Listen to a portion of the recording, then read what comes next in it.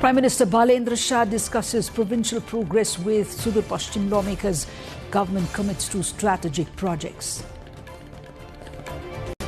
Former Kathmandu CDO Thabila Rijal arrested over Gen Z protest case. Probe expands. Bird flu hits Chitwan. Thousands of chickens culled as authorities urge vigilance. Iran-linked strike hits Kuwaiti oil tanker near Dubai. Drone attack on tanker sparks oil price spike. India's decades-long Maoist war ends. Home Ministry declares Maoist insurgency ended. And Nepal Police Club tops table after 6-wicket win over Koshi. Arif and Rashid hit 50s.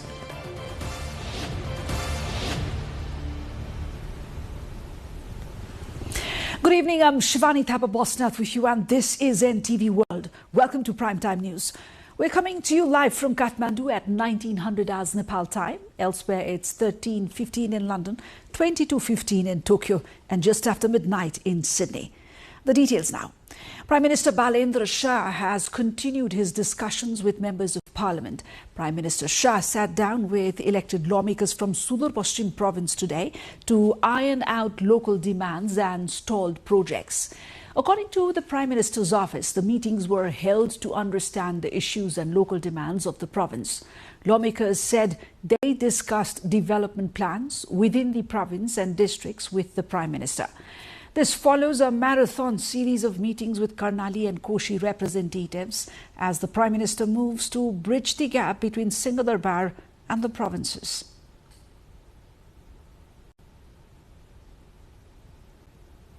सुदूरपश्चिमका माननीयहरूको बीचमा अहिले हामीलाई तत्काल चाहिने 2 अरब 60 करोडको आसपासको बजेटको लागि हामी एकै ठाउँमा सहमत भयौं र सम्माननीय प्रधानमन्त्री बालेन्द्र शाहज्यूले तुरुन्तै त्यो कुरा आवश्यक छ त्यसको लागि चाहिँ हामी पूर्ण रूपले तयार रहेको छौं भन्ने कुराको जानकारी गराउनुभयो. The Federal Parliament Secretariat has summoned an all-party meeting on Wednesday in view of the Parliament session scheduled for Thursday, April 2nd. The meeting has been scheduled to start at 1 p.m. and all parties represented in the Parliament have been invited to attend, according to Parliament Secretariat spokesperson Ekram Giri. President Ramchandra Paudel has summoned a joint session of the Federal Parliament for 2 p.m. on 2nd of April on the recommendation of the Council of Ministers on 30th of March. The first session of Parliament since the election to the House of Representatives 2026 is expected to proceed with the election of the Speaker and Deputy Speaker. The House of Representatives comprises 6 political parties recognized as national political parties. The former Chief District Officer of Kathmandu, Thabila Rijal, has been arrested by a team of police personnel from the Kathmandu Valley Crime Investigation Office today morning from his residence in Koteshwar of Kathmandu. Rijal was the CDO, or the Chief District Officer of the Kathmandu District Administration Office during the Gen Z movement that occurred on 8th and 9th of September 2025. Rijal was arrested based on the recommendations of the Karki Commission formed to investigate the incidents of Gen Z protest. Superintendent of Police of the Kathmandu Valley Crime Investigation Office, Manohar Prasad Bhatta, said Rijal would be taken to the District Police Range, Kathmandu, for further investigation. Earlier, on March 27, the police had arrested former Prime Minister KP Sharma Oli and former Home Minister Ramesh Lekhak. Home Minister Sudhan Gurung has held discussions with senior officials of the armed police force today afternoon. Home Minister Gurung discussed the work done so far by the armed police and areas that need improvement. Yesterday, the Home Minister had also met with senior officials of the Nepal Police to provide necessary guidance. The discussion included the presence of senior officials, including Rajkumar Shrestha and Armed Police Inspector General Raju Aryal. The meeting focused in detail on preparations required for disaster management, emphasizing strategies, resource management and coordination to minimize potential disaster risks. President of Rashtriya Swatantra Party RSP Ravi Lamichhane and Chair of Lokotantrik Samajwadi Party LSP Mahanta Thakur held a meeting today. During the meeting that took place at Lamichhane's private residence in Budanilkantha, the two discussed about the country's present political scenario as well as the upcoming projects of priorities for the Madhya province. Both sides also agreed to collaborate for a broader development agenda of the nation, as per the latest public mandate, according to Lamichhane's private secretariat. The National Planning Commission and government ministries have begun early discussions for the upcoming budget, prioritizing funds to complete ongoing projects and fast-track ready-to-implement new ones. The budget process aims to be more realistic and result-oriented, with strict requirements like feasibility studies, cost estimates, and clear outcomes for proposed projects. The government is aligning the budget with the 16 national plan, focusing on high-impact, timely projects while reviewing underperforming ones. Deadlines for submitting proposals have been extended to ensure better preparation and inclusion of reform priorities. Now we're going for a short break here. Do stay with us. We'll be right back.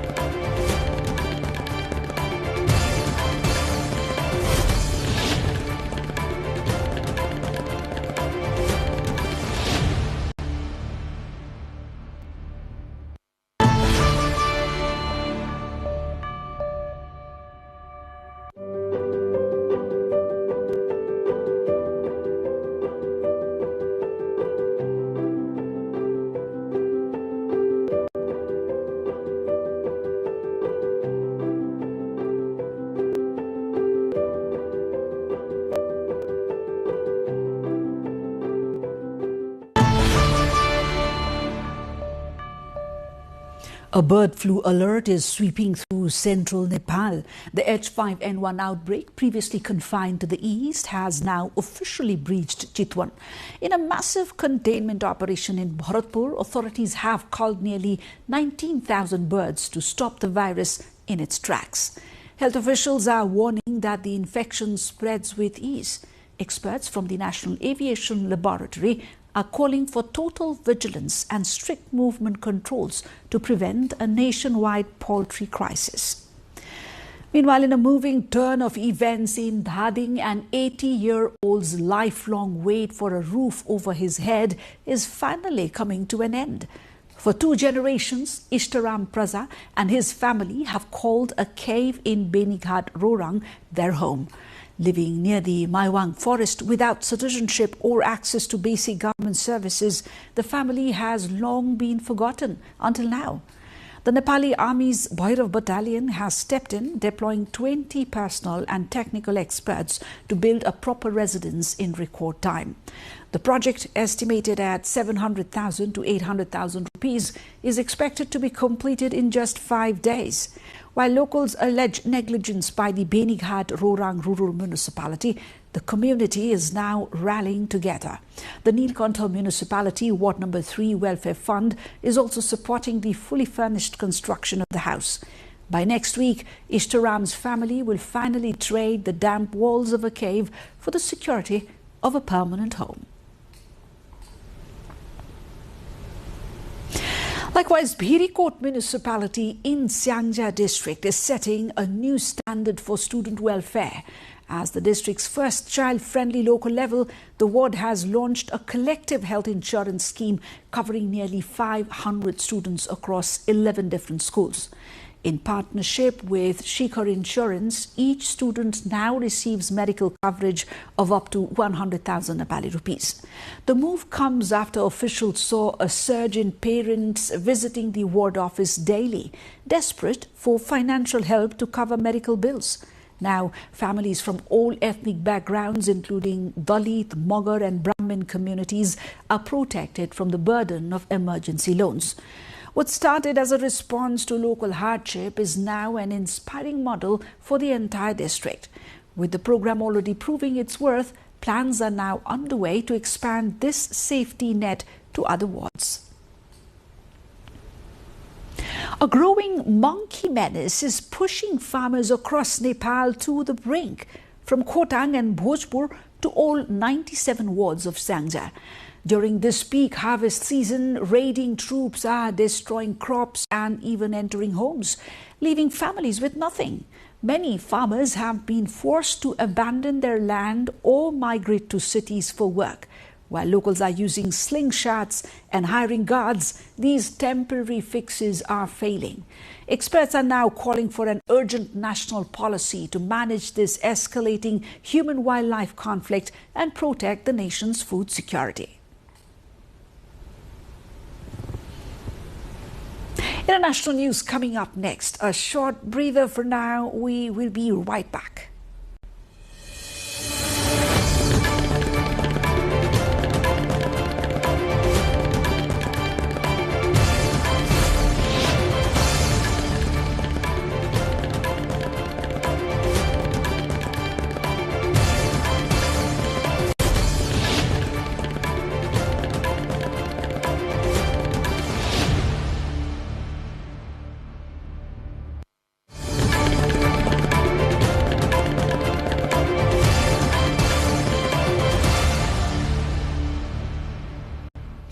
Kuwaiti oil tanker carrying millions of barrels of crude oil has been hit near Dubai, with officials blaming Iran for the strike. The strike on the Kuwait-flagged Al-Salmi, in fact, is the latest attack on merchant vessels by missiles or explosive air and sea drones in the Gulf and Strait of Hormuz since the US and Israel attacked Iran on February 28. Crude oil prices briefly spiked again after the attack on the Tanka, which can carry around 2 million barrels of oil worth more than $200 million at current prices. Authorities in Dubai later said they had brought the fire under control following a drone attack on the tanker with no oil leak and no injuries to the crew. Meanwhile, new strikes and interceptions are reported in Israel, Iran and the UAE, with multiple people injured from falling debris in Dubai. Meanwhile, Iran has moved forward with plans to toll ships passing through the Strait of Hormuz. US President Donald Trump issued new threats to obliterate Iran's power plants, oil wells, and possibly water desalination plants if a deal is not reached shortly.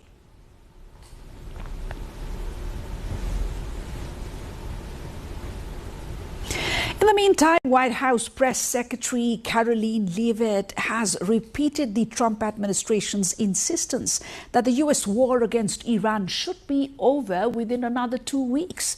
Asked whether Trump's threat to devastate Iranian civilian infrastructure would not risk committing war crimes, Leavitt says the U.S. armed forces would always act within the law. However, she warned Iran that the U.S. military has capabilities beyond their wildest imagination, and the president is not afraid to use them. With respect to the timeline, again, the President, Commander-in-Chief, the Pentagon has always stated 4 to 6 weeks estimated timeline for Operation Epic Fury. We're on day 30 today, so again, you do the math on how much longer the Pentagon needs to fully achieve the objectives of Operation Epic Fury, which I will reiterate: destroy the Iranian Navy, destroy their ballistic missiles, dismantle their missile and drone production infrastructure, significantly weaken their proxies throughout the course of this operation, and then, of course, preventing Iran from ever obtaining a nuclear weapon. Beijing has expressed gratitude as it said 3 Chinese ships had transited the crucial Strait of Hormuz, which Iran has all but closed during the war in the Middle East. The development comes amid heightened tensions in the region, where Iran has imposed strict controls on the strategic waterway, allowing only limited passage for select vessels despite ongoing disruptions to global shipping. Chinese Foreign Ministry also said China and Pakistan will strengthen their cooperation on Iran as top Islamabad officials are visiting Beijing. 中国和巴基斯坦是相互信任、相互支持的全天候战略合作伙伴，两国在重大国际地区问题上立场相近，沟通紧密。相信两国外长将就伊朗局势等共同关心的国际地区问题加强战略沟通协调，共同发出和平正义之声，为劝和止战、维护地区和平稳定做出新的努力。Two Indonesian peacekeepers were killed in an explosion in South Lebanon on Monday, bringing the death toll to 3 after another was killed in a separate incident the previous day. They were the first deaths among the United Nations peacekeeping force in the new war between Israel and Lebanese armed group Hezbollah, which erupted on 2nd of March. The incident on Monday also injured 2 Indonesian soldiers when an explosion of unknown origin destroyed their vehicle in Bani Hayyan, according to the UN Interim Forces in Lebanon, UNIFIL. UNIFIL said it did not know the origin of the projectile in Sunday's incident and has launched an investigation to determine all of the circumstances. UNIFIL is stationed in southern Lebanon to monitor hostilities along the demarcation line with Israel, an area that is at the heart of clashes between Israeli troops and Iran-backed Hezbollah fighters.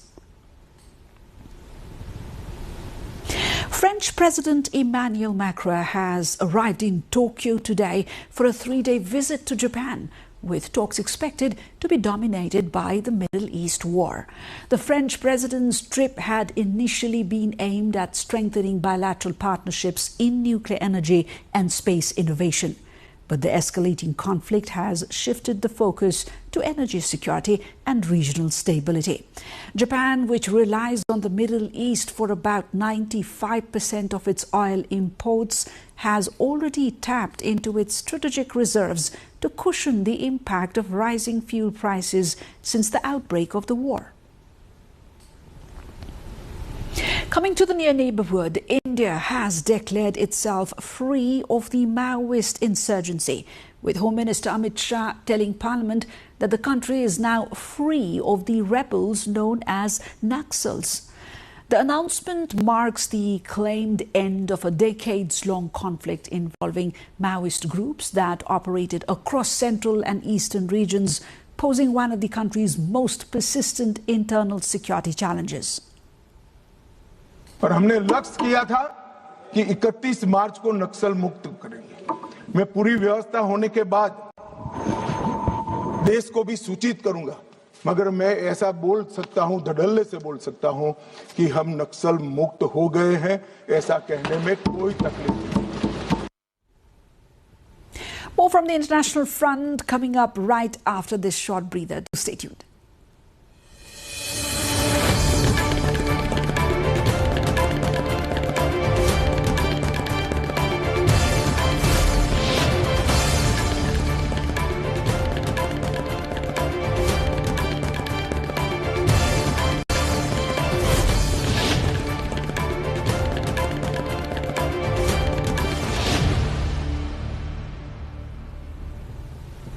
Myanmar's military leader Min Aung Hlaing has been elected vice president by the country's lower house, according to a live parliamentary broadcast, a move that positions the junta chief closer to formally assuming the presidency.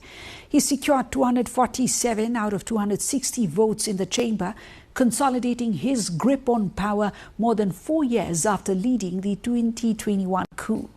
The development is widely seen as part of the military's efforts to institutionalize its rule through a controlled political process, despite ongoing conflict and international criticism. The vice presidential appointment is a key step in Myanmar's constitutional framework, potentially enabling Min Aung Hlaing to transition into the presidency while maintaining authority over the military-backed administration. The Japanese government is launching efforts to ensure stable supplies of oil-related products amid growing concern about the impact of Middle East conflict on them. The oil derivatives include naphtha and are used in a wide range of industries such as healthcare and farming. The government will seek to diversify procurement of medical-related products, including plastic items used in dialysis, syringes, gloves and aprons. Japan currently obtains many of them from Asia, but will look for other sources around the world. Further, in the international front, the G7 economy and finance ministers have said they stood ready to take all necessary measures to ensure the stability of energy market as they tackle the economic consequences of war in the Middle East. The United States and Israel launched strikes on Iran in late February, and Tehran has hit back by targeting crude exporting countries in the region and halting shipments through the Gulf. The squeeze on supply has pushed oil and natural gas prices higher, with drastic knock-on effects for supply chains in countless industries. The G7 ministers also called on all countries to refrain from imposing unjustified export restrictions on hydrocarbons and related products. France currently holds the rotating presidency of the G7 advanced economies. The world's biggest social media companies are not doing enough to keep children in Australia off their platforms, the country's internet regulator says, despite a law that came into effect late last year. The legislation banned users under 16 from 10 platforms, but Australia's independent regulator eSafety says it has significant concerns about the compliance of Facebook, Instagram, Snapchat, TikTok and YouTube. Australian Minister for Communications Anika Wells also has said that social media companies were aware of the harm they were causing but chose not to act until compelled to do so. And with this, we switch to sports now.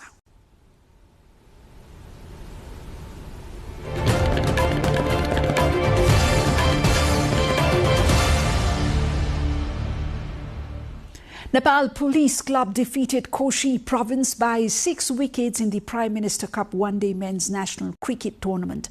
Chasing a target of 163 runs at Narayani Cricket Ground in Birgunj, the Nepal Police Club, that's the NPC, reached 165 runs in 33.5 overs, losing 4 wickets to secure the win. Captain Arif Sheikh and Rashid Khan led the victory with unbeaten half-centuries. Batting at number 6, Arif scored an unbeaten 81 runs, while Rashid, coming in as the 5th batter, made an unbeaten 73. For Koshi, Bipin Mahato took 2 wickets. Earlier, Koshi had posted 162 runs in 42.5 overs after opting to bat first, with police bowler Dinesh Kharel claiming 5 wickets. With this win, police have climbed to the top of the table with 7 points from 5 matches. Madhya Province and Thruvan Army Club in 2nd and 3rd place respectively also have 7 points each, having played 1 match fewer.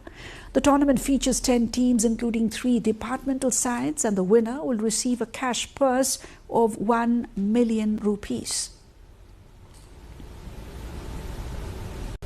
Mexican President Claudia Sheinbaum met with FIFA President Gianni Infantino at the National Palace in Mexico City to review preparations for the 2026 FIFA World Cup. The meeting focused on coordination efforts for the tournament, which Mexico will co-host with the United States and Canada, including infrastructure readiness, security planning and organizational logistics. The 2026 edition of the FIFA World Cup will mark the first time the competition is jointly hosted by 3 countries. Authorities are under pressure to ensure timely delivery of upgrades and meet international standards ahead of the expanded 48-team FIFA World Cup, which is expected to draw millions of visitors across North America. A judge in Buenos Aires has formally accused Claudia Tapia, president of the Argentine Football Association AFA, along with 4 associates, of tax fraud, according to a court ruling. The court ordered Tapia to stand trial on charges of misappropriation of taxes and misappropriation of social security funds, and mandated the seizure of approximately $250,000 as a financial guarantee. Tapia, who has led the AFA since 2017, is also linked to a broader investigation into alleged financial irregularities within the organization. The case marks a significant legal challenge for one of the most influential figures in Argentine football administration.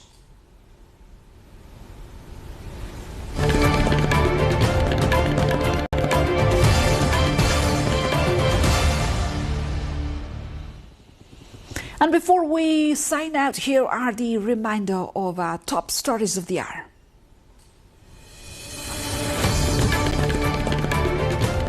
Prime Minister Balendra Shah discusses provincial progress with Sudur Paschim lawmakers. The government commits to strategic projects. Former Kathmandu CDO Chobi Rijal arrested over Gen Z protest case. Probe expanded. Bird flu hits Chitwan. Thousands of chickens culled as authorities urge vigilance. Iran-linked strike hits Kuwaiti oil tanker near Dubai. Drone attack on tanker sparks oil price spike. India's decades-long Maoist war ends. Home Ministry declares Maoist insurgency has ended in the country. And Nepal Police Club tops table after 6-wicket win over Koshi. Arif and Rashid hit 50s.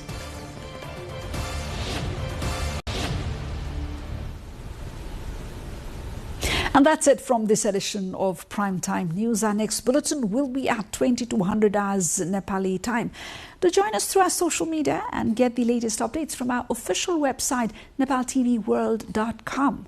I'm Shivani Thapa Bosniak. Thank you for staying with us. Have a wonderful evening ahead.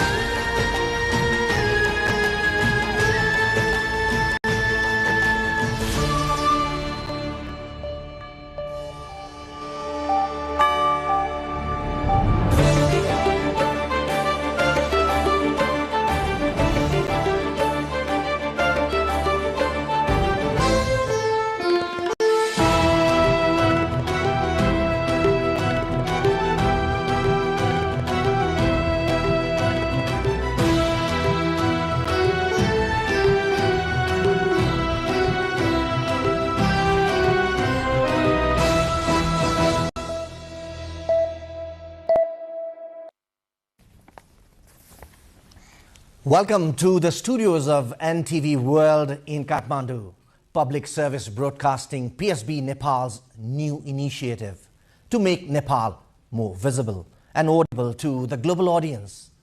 Welcome on board.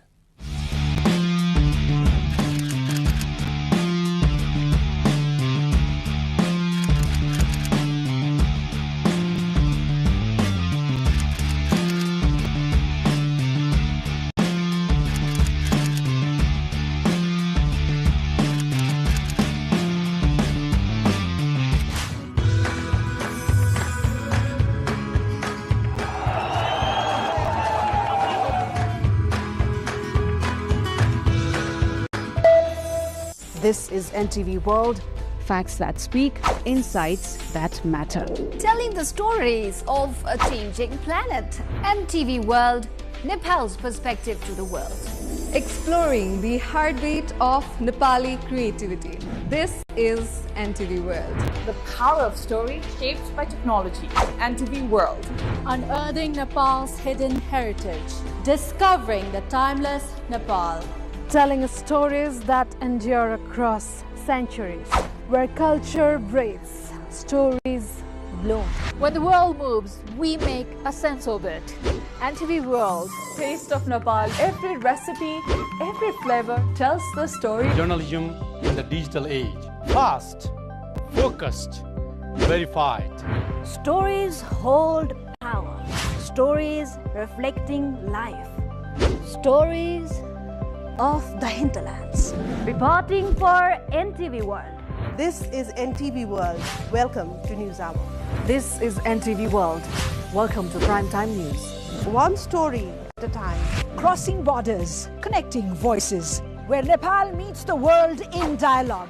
This is NTV World, Nepal's perspective to the world.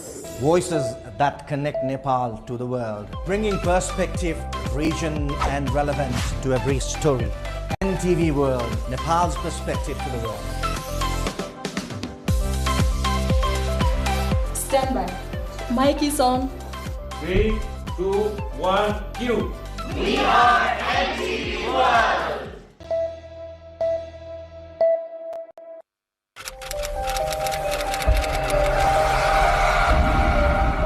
President Abraham Lincoln said many years ago, if you think that education is expensive, how much ignorance do you want to finance? Right. Many of these economists now, they have a tech-based startups. And these tech-based startups, for them to even ideate and progress, you need ideas, you need people who have the experience, as well as resources. I think that's exactly the space where you are an advantage.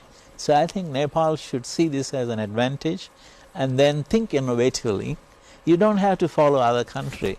You find what works for you, but goal is to make sure that is multiplying. We are forgetting investing for the future. We are just handling the present illness, present poverty, present situation, somehow trying to manage it.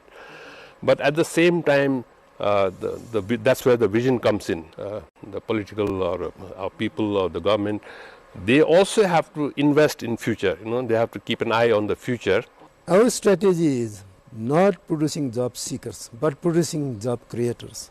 That's our Fantastic. motto. The university is producing job creators, not job seekers. Fantastic.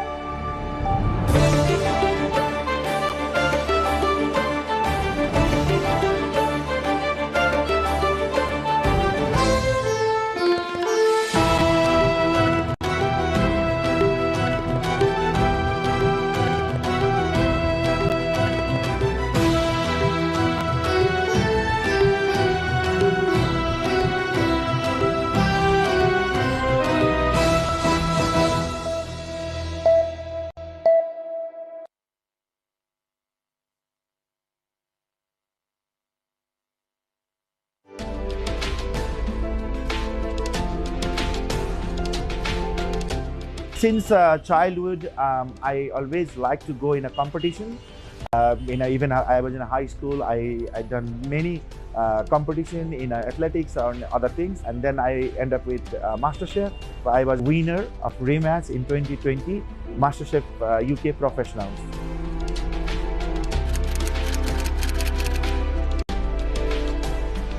My all-time favorite, and I think all Nepali favorite, is goat curry and rice, mashu bhat. I'm from Karjanaha village, district Siraha.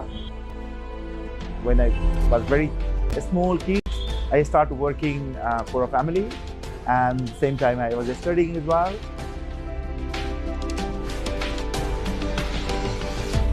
When I was 5 years old, my father passed away. When I was very young age, for us, food was survival food. Till SLC, I was in village, and then I went to India for work purpose, and then I started working in a 5-star hotel as a kitchen porter. Then I find my passion about the cooking, because I was seeing the chefs, very nice, tidy, white jacket with a white hat, and then I decided I want to these guys, and I became a chef in a few months, and then working almost 7 years, and then I continue my study as well, and after 7 years I become an executive chef in 5-star hotel. In a MasterChef, I was cooking only Nepali food and introducing Nepali food, Nepali spices and Nepali technique, because Nepali food was never discovered to the world, and Nepal have a very good potential. The people never expected gundruk to be like this, and even wachipa, tite, burning feathers, chicken feathers, and marinating in chicken and cooking with rice. Also, padam chal, that's a Himalayan rhubarb. This kind of things I cooked in the MasterChef. I have also written a book called Ayla, A-Y-L-A, Ayla book. That's a recipe cookbook. During the MasterChef, I started Nepali cuisine. Before, I was working in a Michelin star, French Michelin star, Indian Michelin star restaurant. That was not my Nepali cuisine, was not my cuisine. But now I can say proudly, Nepali cuisine is my cuisine. Still, I am promoting Nepali food, ethnic cuisine, cultural cuisine. Like if you see, we are in a Mithila Thali fish house.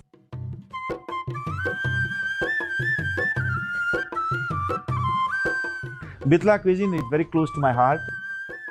That reflects Tarai region food to the world, and this food was never promoted as well. And opening a Mithila restaurant and promoting Mithila cuisine.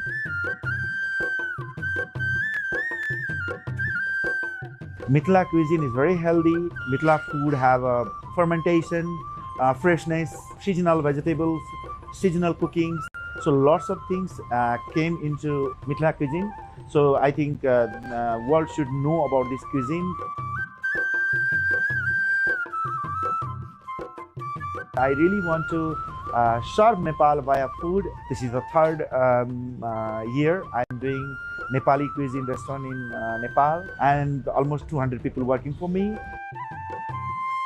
If you want to be a chef, if you are confused to decide, I think this is the right time to do it. And if you are studying in abroad, I think Nepal have a very good potential for the business in a hospitality industry, because Nepal is a tourism-based country, and tourism always need a good hospitality, good restaurant, good food, and good hotel. Now I'm dreaming with the open eyes. I want a Michelin star chef with Nepali food. Then any part of the world, I will be opening Michelin star Nepali restaurant.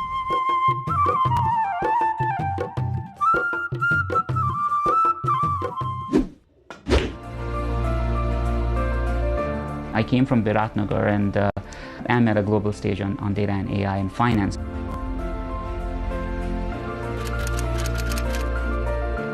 So I was born and brought up in a city called Biratnagar in the eastern part of Nepal.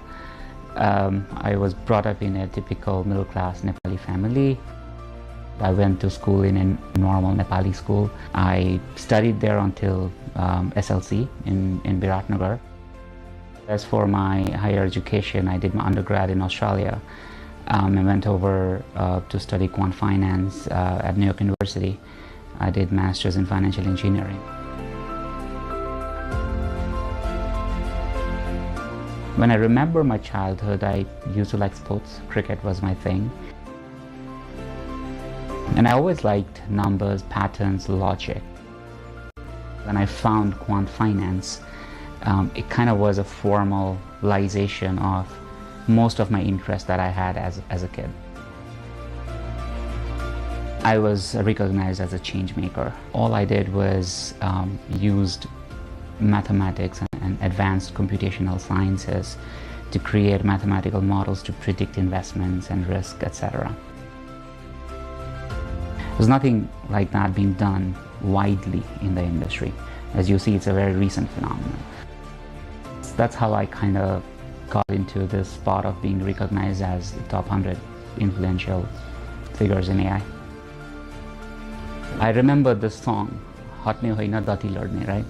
And that kind of is the embodiment of us.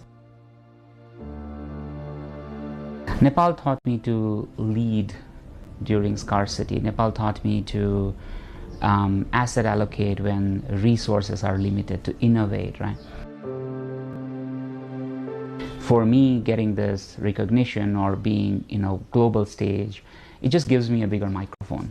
And what I probably would plan to do, or what I am always kind of striving to do, is use that bigger microphone to convey the message on what could be the possibility for tomorrow. I just am a medium for a lot of people here who have already been doing this thing for a long time. Nepal does not lack intelligence. Our bottleneck is not we don't know how to do things. Our bottleneck is infrastructure and policy framework. These are two things, and if we solve this, I think market is going to take its turn and you will see proliferation. Don't stop dreaming. That would be my first thing. Dream big. If you are persistent on what you want, and if you have clarity of thought and logic, you will achieve it.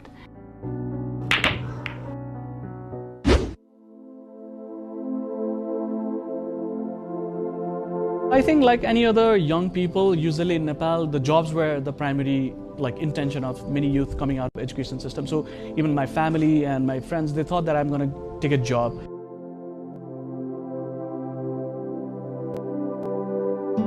Starting something out in Nepal where the entrepreneurial ecosystem is pretty young, and it's very difficult in terms of many ways, like finding the funding, finding the suppliers, navigating the government offices. It's pretty difficult.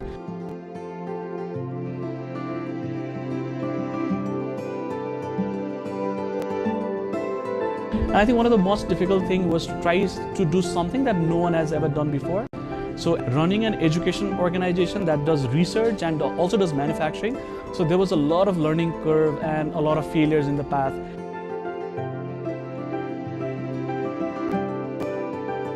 My name is Pravitar. By education, I'm an electronics and communication engineer. I worked in robotics for a couple of years. I always had this curiosity of building things, trying things out. I always had this experimental mindset, and that took me closer to starting Karkhana along with my co-founders.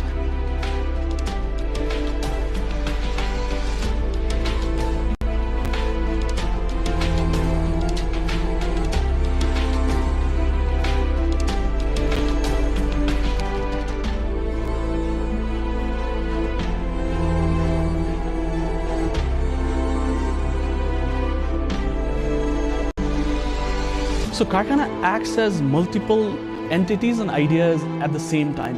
So we are a research organization, work with national and international universities to do research on pedagogy, lesson plan design. We actually also work as an innovation space where we design these materials that can actually be taken inside the classroom to make science slightly more fun, slightly more experiential. But we also act as a manufacturing space where we manufacture these materials and make sure these materials reach into the classroom.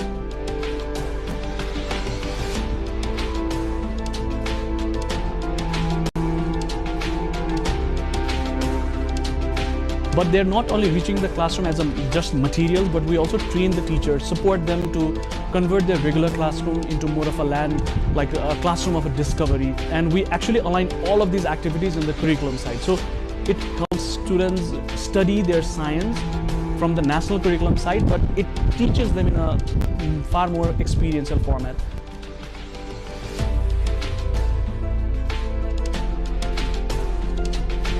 We started Karnali as a makerspace, as an innovation center, but slowly we realized that it's not the space that's required for innovation, but it's the mindset that's required for innovation. And we actually wanted to work on building the culture of experimentation in Nepal.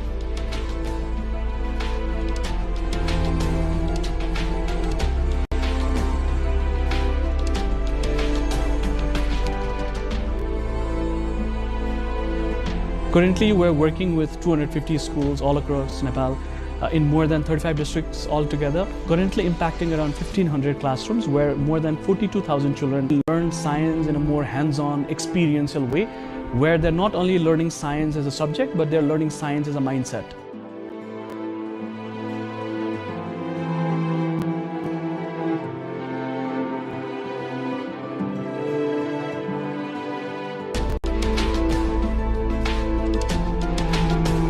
So we usually find chemistry to be one of the most difficult subjects, right? So for example, when we're studying in school, so we have learned about atoms and how atoms are formed. We know that neutron, proton are in the center, the electrons are in the circle, like they are in orbits. So we actually give students this kind of model where they actually form atomic models. And they can actually form hydrogen, helium, lithium, iron. So they can form different atoms, but not only that, they can also understand how 3D structures of these atoms are like maintained. So they can actually build these things out in the classroom, and they can actually compare these models with each other, and it's a lot of fun.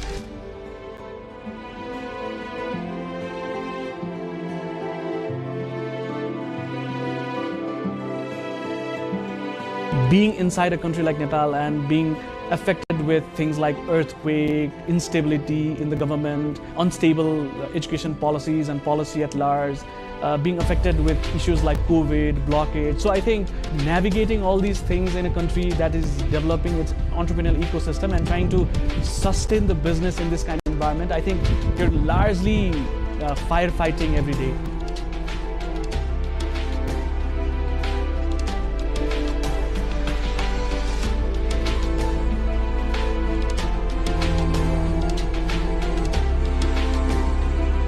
I hope to take this idea beyond Nepal as well over the course of the years. I think it's very viable in places in South Asia because we share a very similar socio-economic conditions where the science is still taught as a history lesson, as a subject that is needed to be learned to get done with the exam. So I think I want to challenge that idea that science is just a subject, but it's more of a mindset, it's a lifestyle. And when you adopt that kind of scientific thinking in your life, I think the life gets much experimental.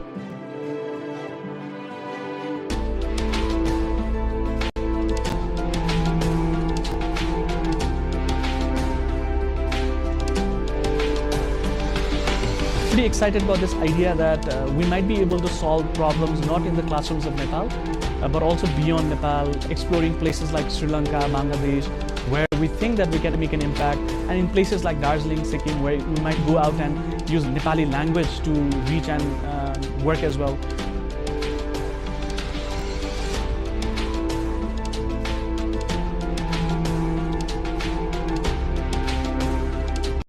Education is a very old process. Being progressive also does not mean being anti-traditional. So trying to blend what has worked in the past, but also trying to integrate what is there in the future.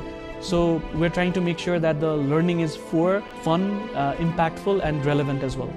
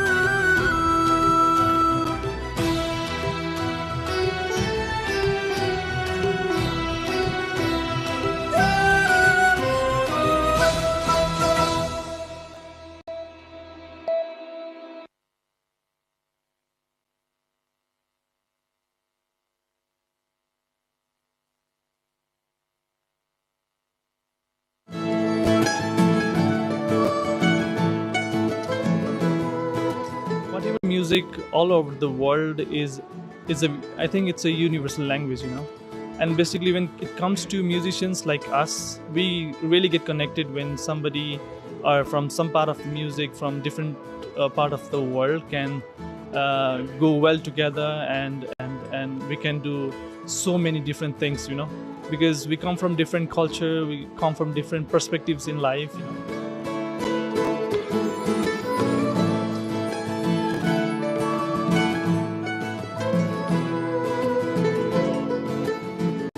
We started jamming together, and then we were asked to play a festival at the Pathan Museum called the Namlo Music Festival, Music and Heritage Festival, I believe it was called. And so we were asked to do that, and I said, okay, I'll put together a band with Prince. And then he called his old buddies from when he grew up jamming with them. I would play a bluegrass tune, and then they would say, oh, that sort of goes like this Nepali tune. And we would just go from one to the other, and then I would show them my songs, and we would do that. So that was 3 years ago now.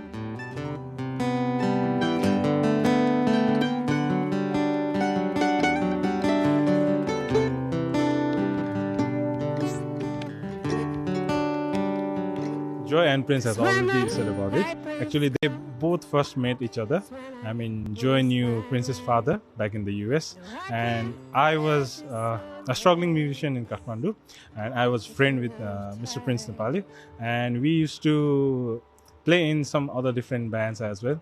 And once Joy and Prince, they both met, and Prince was like, are you interested in doing something new, something different rather than rock and pop music? What about some fusions and bluegrass and folk music? And he challenged me, like, do you want to do it or not? And I was like, okay, I'm up for it. And then actually it's that kind of story.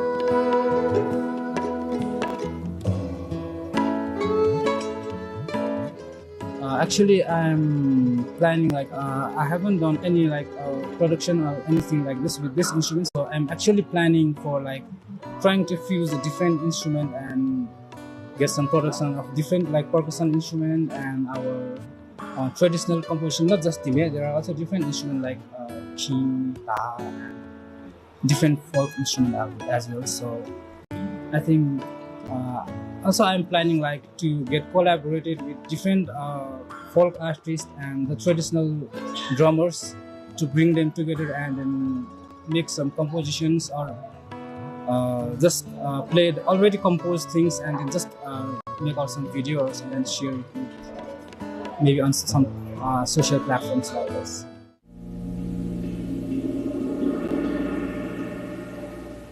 The music that we are doing right now is like a crossover between American bluegrass music and Nepali folk music. And actually, first of all, we came up with an idea of just playing with each other, just jamming together. And we found out that, okay, so this could work very nicely together. So I'm using a traditional instrument, sarangi, and we're combining this with the mandolin that comes from the US and the bluegrass music. And I think my idea is basically to present it like my folk culture and my traditional songs, and also go together with the American music. I've been very fortunate and blessed to be born in such musical family. So being a fourth generation, I think I never felt the pressure. First of all, because I enjoyed what I was doing, and then more than that, I think it's basically the kind of fun that I have with music, and I think there's some different intimacy between me and music, So I really enjoyed what I was doing, and I really had great fun. So I've been working on different projects and trying to inspire the youth at the moment in my life. So I have this project called Sarangi Ghar, where I basically have classes. We also have the store. We do produce sarangi, and I think it's also encourages me to explore with the instrument itself, and the culture itself, because it's so beautiful. And Nepal being so rich in culture and tradition, I want to collaborate with different artists, folk artists in Nepal, and all from the world actually, and create different kind of new music with different caste and ethnic groups here in Nepal. They also have their own traditional instruments, folk instrument, you know. And I think you must like find a way to have fun with it actually. And then I think more than anything else, actually, the youths can just enjoy what they have been like with the music itself. And I really actually want them to explore Nepali music more, you know. Youth can basically have like an opportunity where they can just go explore, you know, find an instrument. We have tungna, we have sarangi, we have many other instruments. Like if you go in the western part of Nepal, you have like far western part, you have hudke baza, you know, and there's lots of binayo and everything. And I find panche baza is interesting as well. So, you know, everybody can explore like whatever interest they have. They don't have to take it very professionally. They can just enjoy with it actually. Himalayan Highway is like it's a music that's crossed between the Nepali folk and American bluegrass music. So today we'll be presenting mostly the fusion of like the instrumental thing, and we will be singing a few of our original songs. So yeah, I hope you'll enjoy.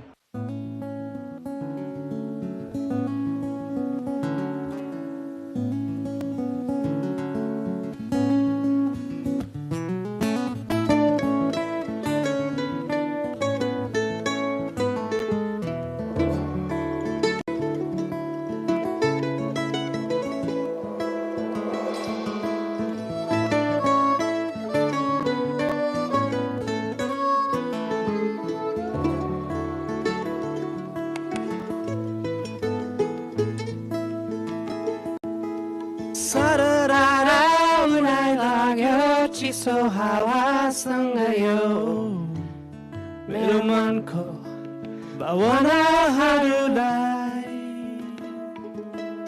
सररा उडाइ लाग्यो चिसो हावासँग यो मेरो मनको चाहनाहरूलाई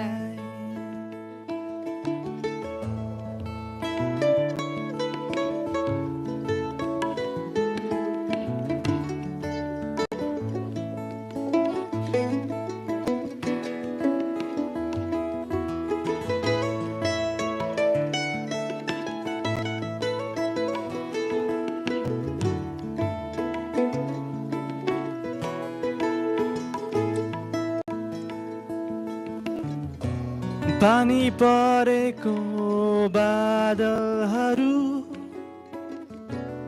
अझै पनि माथि माथि नै घामको न्यानो स्पर्शसँगै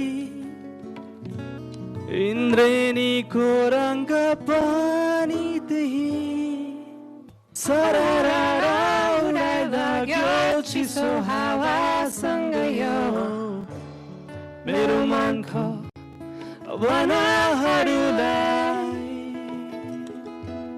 सररा उडाइ लाग्यो चिसो हावासँग यो मेरो मनको चाहनाहरूलाई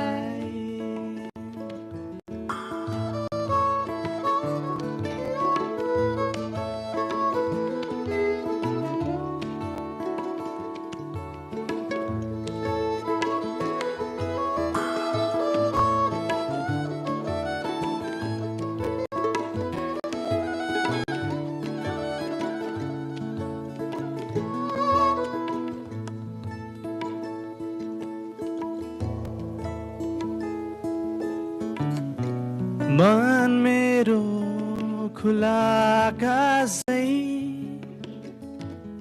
भरिएको छ जुन र ताराले आफ्नो खुसी यहाँ आफै खुसी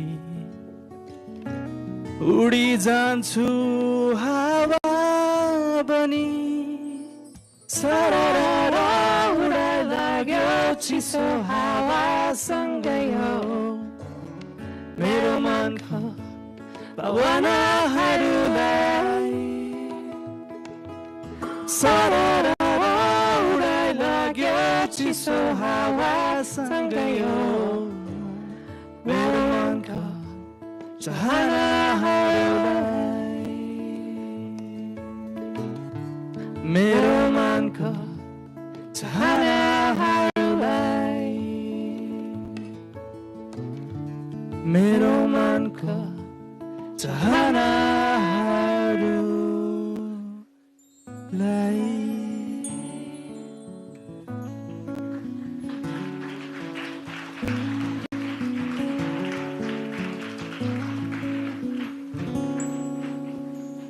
Actually, our first name was Manaslu Blue. The blue was for bluegrass, and then Manaslu was for Nepal. But then I was about a year in, I was brainstorming with my parents, and our goal with the band is to bring it abroad. I come from my perspective of American folk music, and these guys bring their wonderful Nepali folk music. And I think the goal of the band is to share this amazing fusion and to show people especially how amazing Nepali folk music is and how much we can do these cross-cultural collaborations. But the thing about Manaslu Blue is that no one outside of Nepal knows the mountain Manaslu. So then I was thinking with my dad, and somehow we came to Himalayan Highway. Highway is a very American thing, and there are a lot of bluegrass bands, Blue Highway, Golden Highway, so it's a common name. And then we thought Himalayan to talk about Nepal and the region. Well, first of all, I just fell in love with Nepali culture. I love momos, I love dal bhat, I love it all. I love this beautiful country. We want to show more people the beautifulness of Nepal. I think that from my perspective, I love Nepali folk music, but in this country, sometimes people haven't valued it. They've looked to the West for other influences.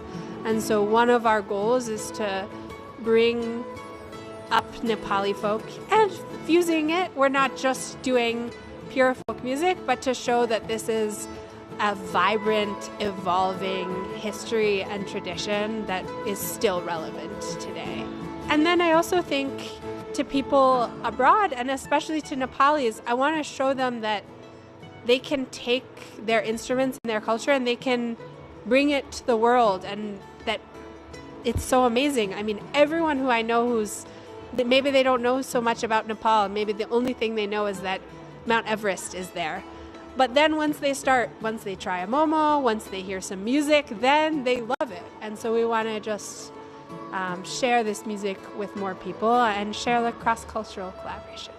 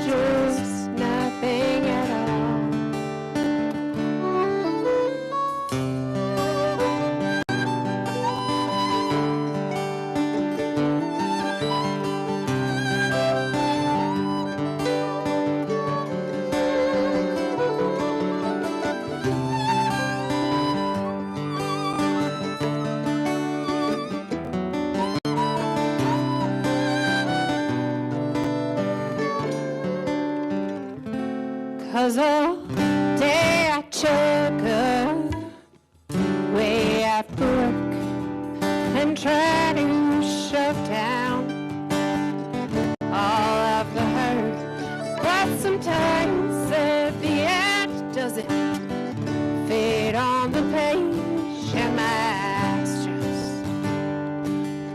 grace. And I say, hallelujah, I'm on fire, I'm on fire. And I say, hallelujah, let it burn, let it burn. And I say, hallelujah, 'cause I can finally feel something instead of just nothing at all.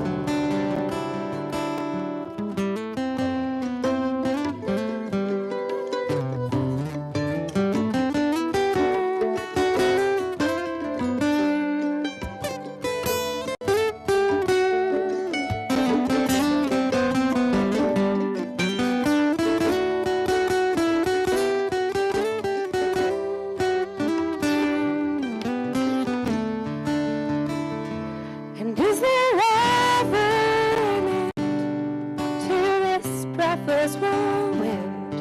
Is there even a point of it all? 'Cause at the end of the day, it's just us back in the fray on this rugged, snowy road. And I say, hallelujah, I'm on fire, I'm on fire. And I say, hallelujah, let it burn, let it burn. And I say, hallelujah, 'cause I can finally feel something instead of just nothing at all. And I say, hallelujah, I'm on fire, I'm on fire. And I say, hallelujah, let it burn, let it burn. And I say, hallelujah, 'cause I can finally feel something instead of just nothing at all. There's a guy on the stage, and he's playing the guitar the wrong way around. And I also have to tell you that that's not his main instrument, in fact. His main instrument is the piano, but he also slays at the guitar. That's Mr. Enes Tamang. Nowadays, I think many young generations, upcoming generations, like they are more over into like different. I mean, it doesn't mean to demean it, but people are more over into different kind of music rather than our own cultural music. And I think promoting like this, like promoting through our own traditional instrument like sarangi and tabla, and maybe fusing it. Of course, it's not like we don't utilize the Western culture. Also, we utilize it, but we should not forget like our own roots, our own culture. So yeah, I think it's important so that we could carry the legacy as well of our own musical instruments and our own culture as well. Our brand is like, it's like the main goal is to like, of course, promoting the folk culture, our own tradition and culture music, and with a unique taste, of course, as mentioned earlier. And I want to encourage you all to do music, like never give up. Like in some point of life, like we are doing it as a professionally, and some people might be like demotivated, or they might be like in confusion also whether should they pursue the music as their career or not. But I suggest them just do it. I know there is going to be ups and downs, there is going to be struggle, a lot of struggles, but it's worth it. It's worth it. And yes, of course, don't forget to promote their own culture as we are doing. We just wrote a song like few days ago, and it was so random, but it turned out so beautiful. It's called Samjana Bho, and it's a Nepali, like Prince wrote it. It's a Nepali song, but we are fusing it with the American bluegrass thing. Recently, it's the favorite. Not because it's just written in few days ago, but it has a very good meaning. Story चाहिँ childhood love story को बारेमा हो, जहाँ चाहिँ दुईजना साथीहरू चाहिँ एकदमै स्कुल टाइमको लभदेखि नै धेरै अगाडि बढिसकेपछि चाहिँ एउटा पोइन्टमा चाहिँ जुन चाहिँ केटी साथी हुन्छ ऊ चाहिँ 4-5 वर्षको लभ पछि चाहिँ हराउँछ र त्यो हराएको बेलामा चाहिँ केटाले चाहिँ धेरै थुप्रै प्रयासहरू गर्छ खोज्नलाई चाहिँ, तर कहिले पनि भेट्न सक्दैन र पछि हिँड्दै जाँदाखेरि चाहिँ अब 5 इयर्स पास भइसकेपछि चाहिँ अगाडि गएर हिँड्दै बाटोतिर हिँड्दाखेरि चाहिँ उसले झसँग एकजना चिनेको अनुहार देख्छ है। अनि चिनेको अनुहार देख्दाखेरि चाहिँ उसलाई चाहिँ अब उसले पहिला भेटेको मान्छे चाहिँ अलिकति चेन्ज भएको रहेछ, तर अगाडि जानलाई चाहिँ ऊ अगाडि बढिसकेको हुन्छ। तर त्यहाँ चाहिँ एउटा सानो बच्चाले चाहिँ त्यो केटीको हात समाएर हिँडिरहेको हुन्छ, जुन चाहिँ उसको छोरी हुन्छ। केटा चाहिँ अब अगाडि बढ्न सक्दैन र त्यहाँबाट चाहिँ यो गीतको सुरुवात हुन्छ।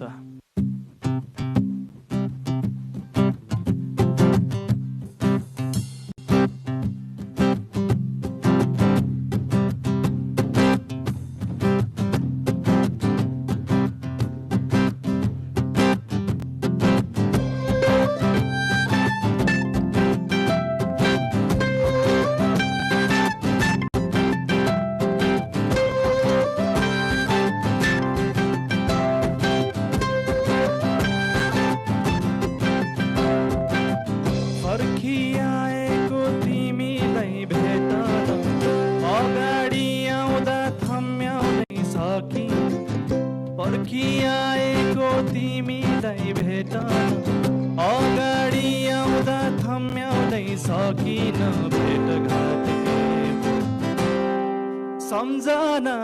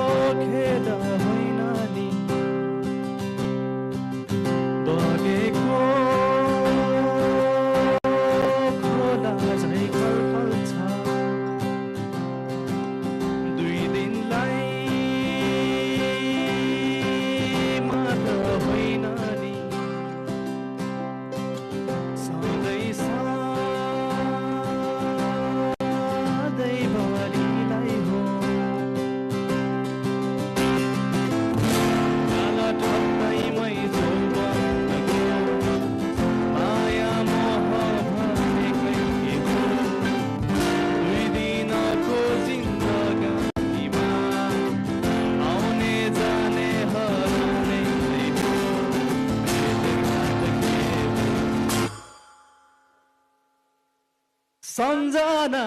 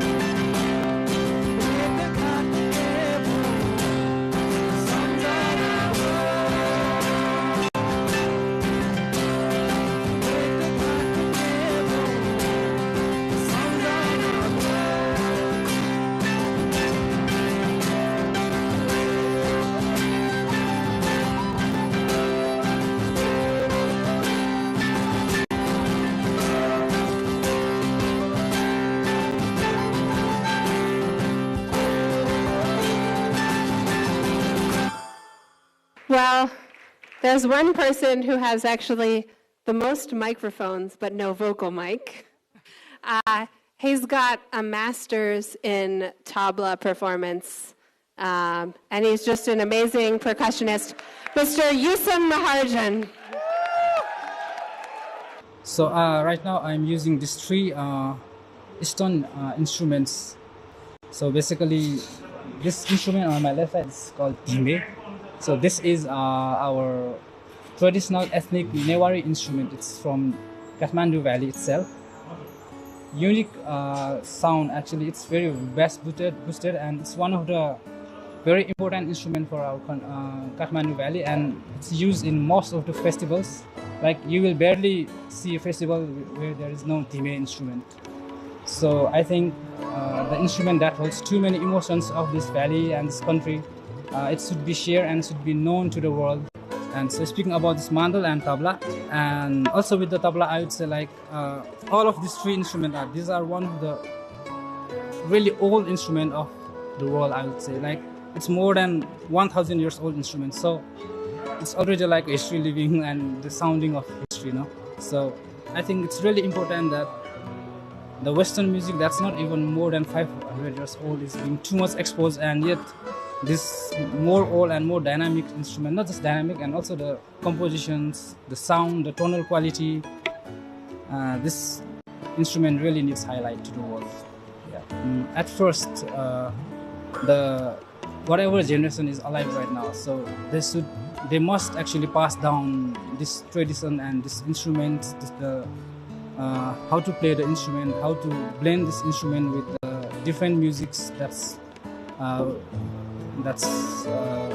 available in the world right now, let's say. To be honest, I'm really proud right now because there is not too much like musicians who are promoting our own traditional music or our instruments. Lots of Nepali people and youngsters nowadays, like they are too much into Western music, and I'm not saying that's wrong, but I think along with the Western music, I think we should also try to share our Nepali culture, Nepali music. And so this is one of our initiatives to show the world like how can we fuse Nepali folk instruments music with the American bluegrass music, and show them the new taste, how they sound with the fusion of these two different music from different worlds.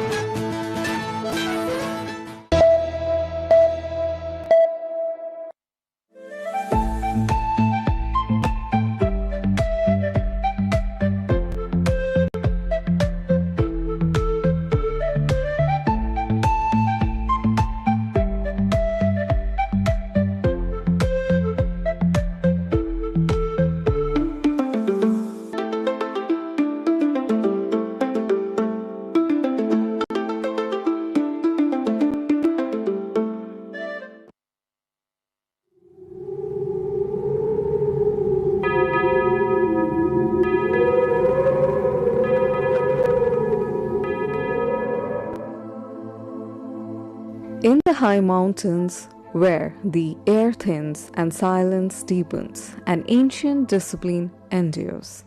More than art, this is meditation in motion. A prayer woven into canvas, finding the divine within. This is Tanka.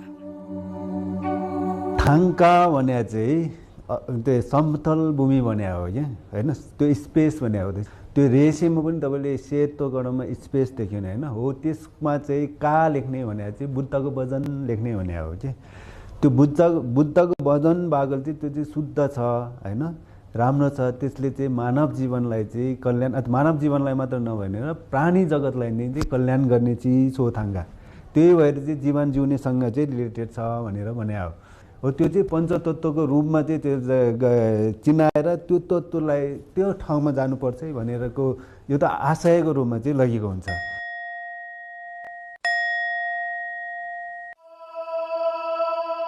Tanka painting is more than art. It's devotion on canvas, rooted in Buddha philosophy, traditions, and shaped by centuries of Buddhist influence. Each stroke tells a story of enlightenment. This is not from painter's own mind. This is from the book. So painters, they have to strictly follow the rules.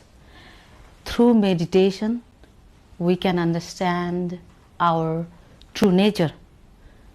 And when we understand our true nature, we understand everybody. And our true nature is compassion. Our true nature is wisdom. And when we practice these things, we find peace, and that peace is permanent.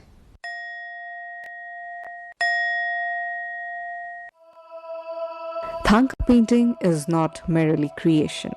It is consecration, rooted in Buddhist philosophy and perfected through centuries. Each brushstroke carries the weight of a mantra, each color a fragment of enlightenment. खाइबो भन्छ हामीले चाहिँ आर्टिस्टलाई त्यो खाइबाले चाहिँ किन आएर चाहिँ ढोग्यो भन्दाखेरि चाहिँ तीनचोटी ढोग्यो नि त्यो शरण गमन गरे हो कि म बुद्धको शरणमा छु भन्ने हो त्यो चाहिँ बुद्ध चित्त उत्पात गर्ने भन्छ कि चित्त तपाईको शुद्ध हुनु पर्यो हैन त्यो शुद्ध भएर लेखेको थाङ्गाले चाहिँ अरूलाई पनि राम्रो गर्ने पनि पै प्राणी हितको लागि चाहिँ यो मैले गरेको लेखेको बुद्ध वचनले चाहिँ उहाँहरूलाई चाहिँ राम्रो होस् भन्ने आशाका साथ चाहिँ छोड्नु पर्छ कि हो यसरी चाहिँ लेखेको हुन्छ थाङ्गा चाहिँ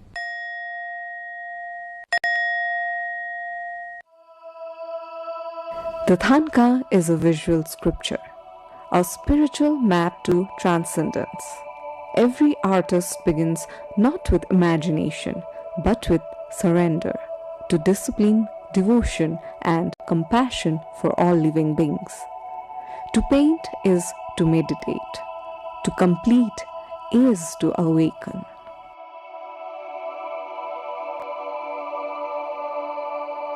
In today's studios, the old and the new converge. Tutors like Sushan Subedi introduce curious travelers to ancient grammar of lines and color. All of the painting you are seeing over here, so these are known as Tanka, which is a Tibetan word which means the painting that is painted on a cotton surface. Okay, so first of all what we do is, we just take a normal cotton like this and we stretch it on a wooden frame very hardly and very tightly. Okay, so while tying it very hard on a normal cotton, what happens is there are some millions of tiny holes. So if you pour the color can bleed. So we cannot do the painting on a normal cotton. So we have a process, we call it the process of canvas. While at nearby workshops, artists like Sonam still lose themselves in the ritual of creation. यो चाहिँ बम्बई ड्याङ कटन जुन यसैबाट चाहिँ हाम्रो traditional आर्टको चाहिँ थाङ्का first processing चाहिँ यहीँबाट हुन्छ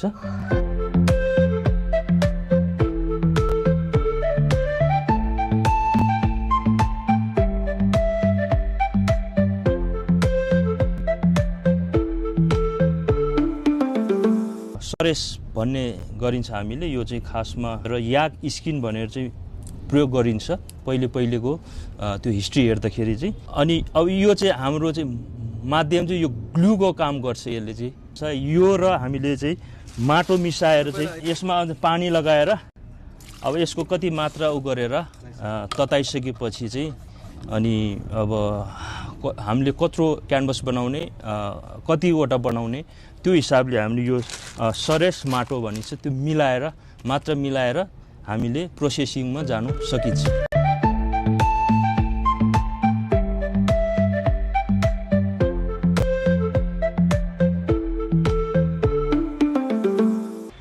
हामीले चाहिँ यो क्यानभस बनाउँदाखेरि समय अनुसार मौसम अनुसारले पनि बनाउनु पर्ने हुन्छ घाम लाग्ने बेलामा बनाउन सक्यो भने हामीले छिटो आफ्नो कामहरु छिटो छरिदो बनाउन सकिन्छ र झरी पर्ने बेलामा चाहिँ हामीलाई निकै समय लाग्छ त्यसले गर्दाखेरि यो घाम लाग्ने बेलामा हामीले बनाउन सक्यौं भने छिटो अनि यसलाई आफुलाई चाहिने मात्रामा पटक पटक यता दुई साइडमा चाहिँ क्लीन गर्नु सफा गर्नुपर्ने हुन्छ अनि कतिको मात्रा हामीलाई चाहिन्छ त्यो पुगिसकेपछि हामीले त्यसपछि स्केचमा जानुपर्ने हुन्छ। यो सुकिसकेपछि चाहिँ एउटा यसरी पनि हामीले चेक गर्न सकिन्छ हामीले कतिको तयारी भयो भएन। यो आवाज आउनु पर्ने हुन्छ। जस्तै अब ओसिएको छ भने बेग्लै आवाज आउँछ, सुकेको छ भने राम्रो आवाज आउँछ यो।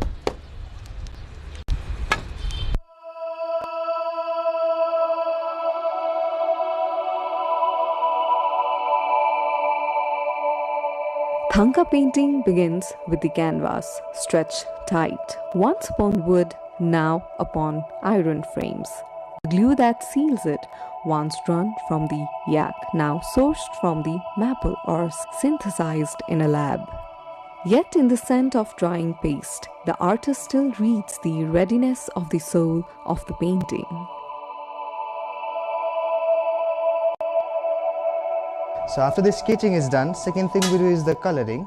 So while coloring, we have different levels of artists in our school. Like from the beginner level, we have intermediate and the master level of artists. So if you go with the beginner intermediate, they use the acrylic colors. But if you go with the master level of artists, so they use the stone colors like this.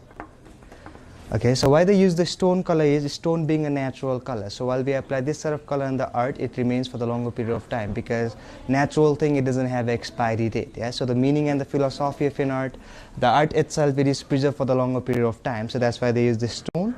And for the finishing of an art, so we use 24 karat real gold on the painting. Okay, so why we use the gold is not to make the painting very expensive, but if you see in Hinduism, in Buddhism, gold it is signified as in purity. So to purify the meaning and the philosophy behind the art, so we use 24 karat real gold.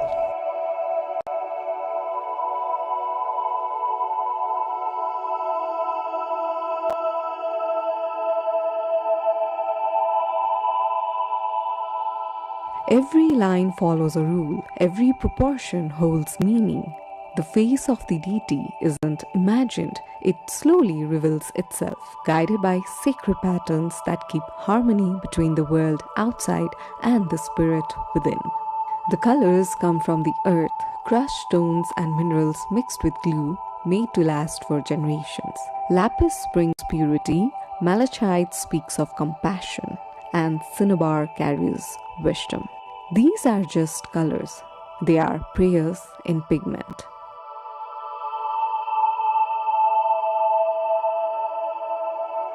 प्राचीन कालमा चाहिँ यो थाङ्गा चाहिँ पाँचवटा colour लेख्ने हो। पाँच colour जस्तो अग्नि तत्त्व, वायु तत्त्व, माटो तत्त्व, हावा तत्त्व, पाँच तत्त्वले बनाएको हो। त्यो पाँच तत्त्वले किन बनाएको भने त्यो पाँच तत्त्वबाट हाम्रो शरीर बनाएको छ नि। यो थाङ्गा भनेको चाहिँ वास्तवमा के हो भने जे जति थाङ्गामा छ त्यो हामीसँगै छ, जे हामीसँग त्यो थाङ्गामै छ। त्यसकारण त्यो बेला चाहिँ त्यो नेचुरल, हामीले पनि नेचुरली बनाएको हो नि त, प्रकृतिले बनाएको नि। थाङ्गा पनि प्रकृति नै हो। त्यसमा अलिक अहिले चाहिँ कलर के छ भने पाँचवटा कलरमा हामीले मिसाउँदाखेरि अर्को कलर बन्छ। त्यो पाँचवटा कलरमा त्यो पुग्दैन। त्यो बेला त्यो रियालिटी थाङ्गाबाट नजिक बसेर साधना गर्दा हामीलाई त्यो भाइब्रेसन आउँछ, पोजिटिभ कुरा आउँछ। यो त खालि बुद्धले टिकाको टिचिङ गर्नुभएको नेचुरल फेनोमेना छ नि, नेचर माइन्ड छ नि, त्योसँग रिलेटेड छ यो।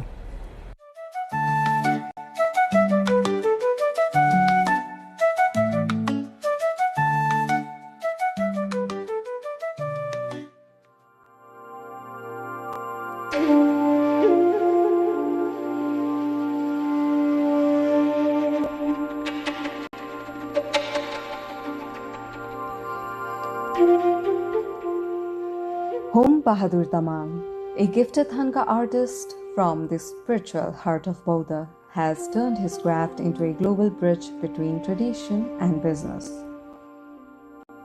थाङ्गा चाहिँ मैले 1970 सिक्न सुरुवात गरेको। मेरो टिचर चाहिँ म भन्दा अघिल्लो मेरो दाइ हो, साइला दाइ। मेरो चाहिँ बाउपादेखि नै कलाकार हुनुहुन्थ्यो। पाटन, भक्तपुर, छामेल, दरबार स्क्वायरमा यसै पसल बेच्ने काम हुन्थ्यो। अनि त्यो बेच्दा मैले यो थाङ्गा चाहिँ विदेशीले किन्दो रहेछ, आफैले विदेशसँग बेच्नुपर्छ भन्ने अलिकति मनमा मलाई अलिकति सोच आयो। त्यसपछि मैले 2050 सालमा यहाँ सुरु गरेँ, आजभन्दा 32 वर्ष अगाडि। What began as a young artist's journey through the streets of Kathmandu has blossomed into a thriving enterprise where sacred art meets business and tourism.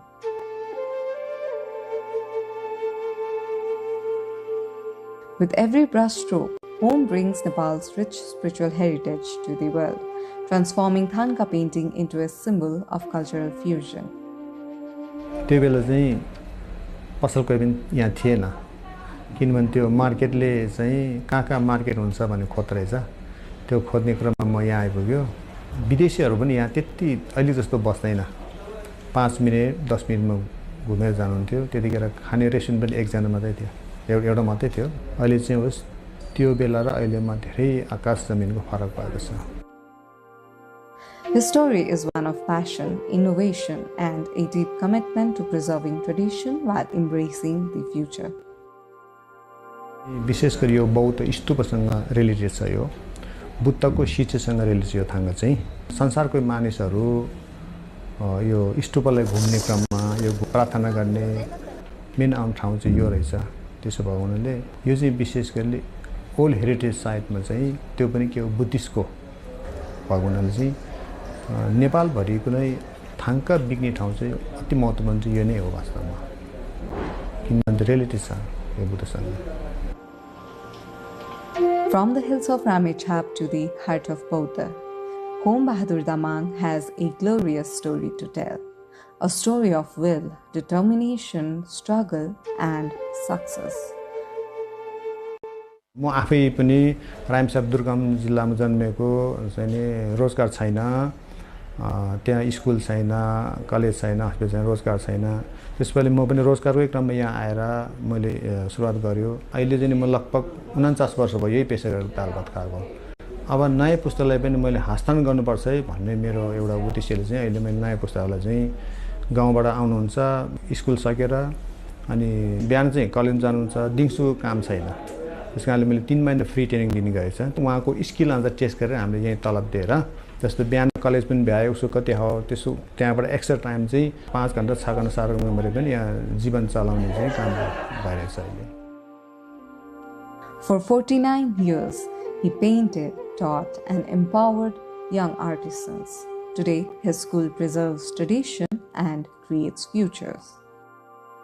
हामीले यहाँ सुरुमा इन्टरभ्यु लिन्छु त्यसपछि एक हप्ता चाहिँ नि सानो र क्यानभासमा हात ट्रेनिङ दिन्छु त्यसको शरीरको बडीहरू अलिकति ट्रेनिङ दिन्छु अनि एक हप्तापछि ओके भनेर ओके यस भने कोही मानिस नसक्ने चाहिँ नि आधा घण्टामा 1 घण्टामा उठेर गइहाल्छ म सक्दैन ढाड दुख्यो किन उसको मन धेरै भएर गयो त्यो सक्दैन आउँदैन एक दिन पनि आउँदैन मात्रै आँखा चाहिँ हुनु पर्यो हामीले अपाङ्गलाई पनि सिकाएको छ जस्तो बाहिर कान नसुन्ने पनि सिकाएको छ आँखा चाहिँ हुनु पर्यो त्यस्तै हो As interest in Buddhism grows worldwide, so does the appreciation for our sacred art.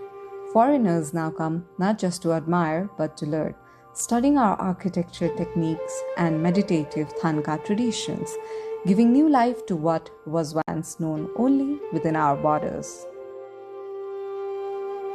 Buddhism Nepal हो नेपालमा जति छन् विश्वसम्पादकमा सूचीमा भएको मठ मन्दिर गुम्बद छ यसैबाट उहाँले पनि सिकेको वास्तवमा यो जुन बौद्ध स्तूपरा भनौँ लुम्बिनी त्यो जस्तो उहाँहरूले बनाउन सक्दैन तर यसको चाहिँ एकदम महत्त्वपूर्ण के छ भगवान या चाहिँ दोस्रो तेस्रो बुद्धको रिलेटिभ यहाँ छ जति चाहिँ अहिले संसारमा यो बुद्धिज्म फैलिँदै जान्छ यो महायान बुद्धिज्म त्यतिकै ठाङ्गको भ्यालु चाहिँ बढ्दैछ अहिले जस्तो मेरै कुरा मैले 40-45 वर्ष यति ठाङ्गको महत्त्व थिएन किनभने वर्ल्ड वाइडमा बुद्धिज्ममा थिएन विदेशीहरूले जानेकै थिएन उनीहरूले त्यो सुरसुर आउँदाखेरि सानो तिनी एउटा नेपाल आउँदाखेरि सुपर नेट किन नलैजाऊ भन्ने मान्दै लाइन थियो अहिले चाहिँ उहाँहरू चाहिँ जस्तो अमेरिका युरोप तपाईँको यो सिङ्गापुर ताइवान मलेसिया विभिन्न देशमा चाहिँ अहिले बुद्धिस्ट प्र्याक्टिसनर धेरै उहाँहरू चाहिँ गर्नुहुन्छ त्यसको लागि चाहिँ एकदमै महत्त्वपूर्ण छ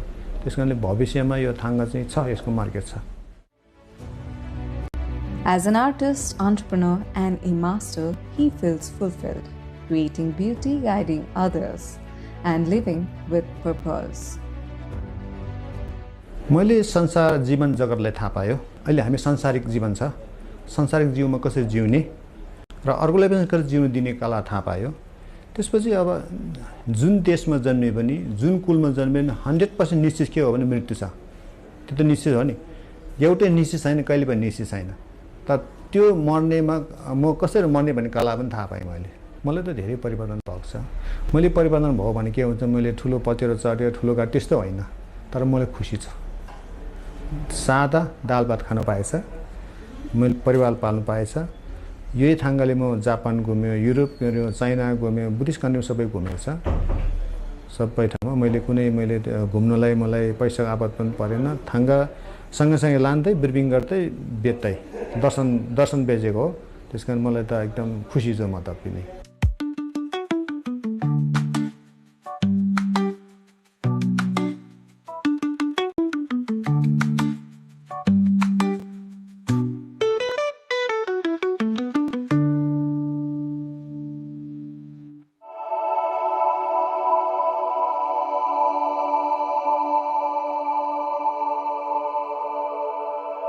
Then comes the awakening, the eyes. Until that moment, the Tanka is silent. When the artist paints the peoples, the deity is invited to reside within. The canvas breathes, the prayer begins.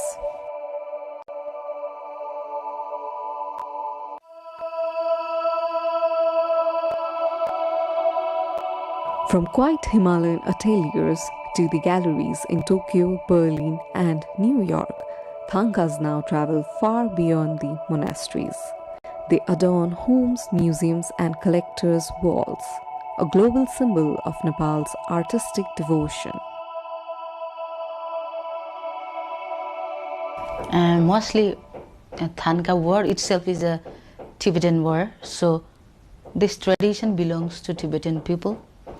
This tradition belongs to Tamang. This tradition belongs to Newar community. Although they have different expression of color, technique, the detail, but this tradition, this culture belongs to this three community, and this is kind of passed on tradition. They learn this skill from their forefather to the new generation. This is how this tradition has been continuing and preserving.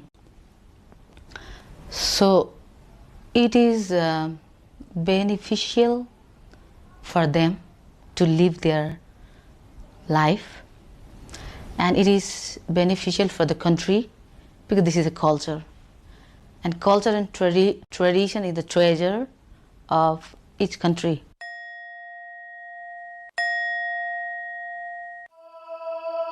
The trade sustains thousands. From the hum of Bodha's alleys to export crates bound for distant lands, Tanka has become a vital thread in Nepal's creative economy. Yet, as markets grow, so does the tension between faith and fame, between meditation and merchandise. कला चाहिँ दुवै राम्रै हो हैन, आफ्नो आफ्नै philosophy भन्ने हो। यसले चाहिँ तपाईको मन भित्रको डेप्थमा जाने सिकाउने हो। यसमा चाहिँ यो चाहिँ मिहिन काम हुन्छ, कठिन पनि हुन्छ के, किनभने यसमा चाहिँ तपाईले चाहिँ अघिको जस्तो धेरै चीजहरु चाहिँ लिनुपर्छ, अनुशासन लिनु पर्यो हैन, यसको विधि विधानमा बसेर गर्नुपर्छ। यसमा चाहिँ अब त्यो चाहिँ तपाईको मनमा जुन फिलिङ्स आउँछ त्यो लेखिहाल्ने हो के, त्यो गर्दाखेरि त्यसले पनि वर्ल्डमा चलिरहेछ। यसले चाहिँ नेपालले किन अब त्यसलाई चाहिँ कम्पिटिसन गर्न सक्छ भने चाहिँ यो चिज चाहिँ अरूले गर्न सक्दैन, किनभने त्यसमा मेडिटेसन ध्यान जस्तै गर्नुपर्छ कि। सरकारी स्कुलबाट चाहिँ स्कुलिङदेखि नै गर्नुपर्छ, यसको पाठ्यक्रमहरू बनाउनु पर्छ हैन। एउटा त्यो गरिसकेपछि यसको प्रमोट हुन्छ हैन।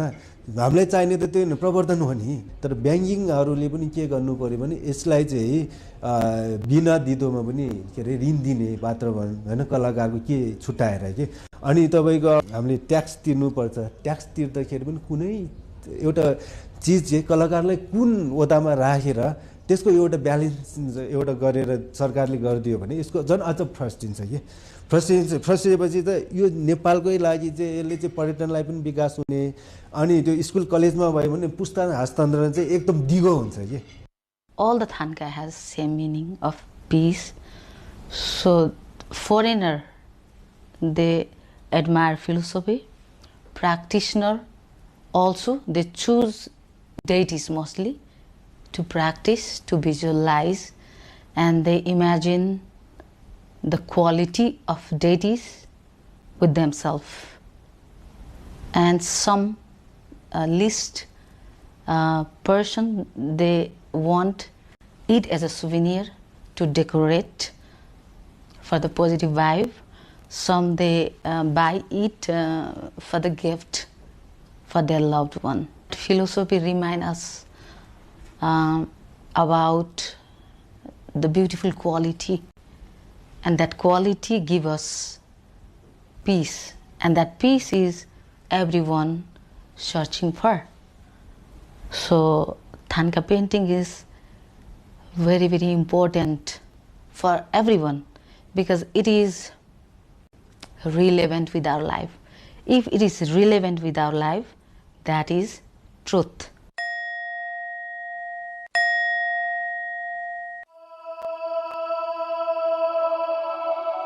But beyond commerce and canvas, a Tanka is still a mirror, reflecting a way of life where art and spirit breathe as one. Every brush that moves today carries the echo of generations, an unbroken whisper from monastery walls to the modern world. As the sun sets over the Himalayas, somewhere an artist bows before a finished Tanka. His work is now complete, his prayer released. For in every stroke lies a journey from pigment to prayer, from devotion to eternity. This is not just Nepal's art, it is Nepal's soul, painted into time.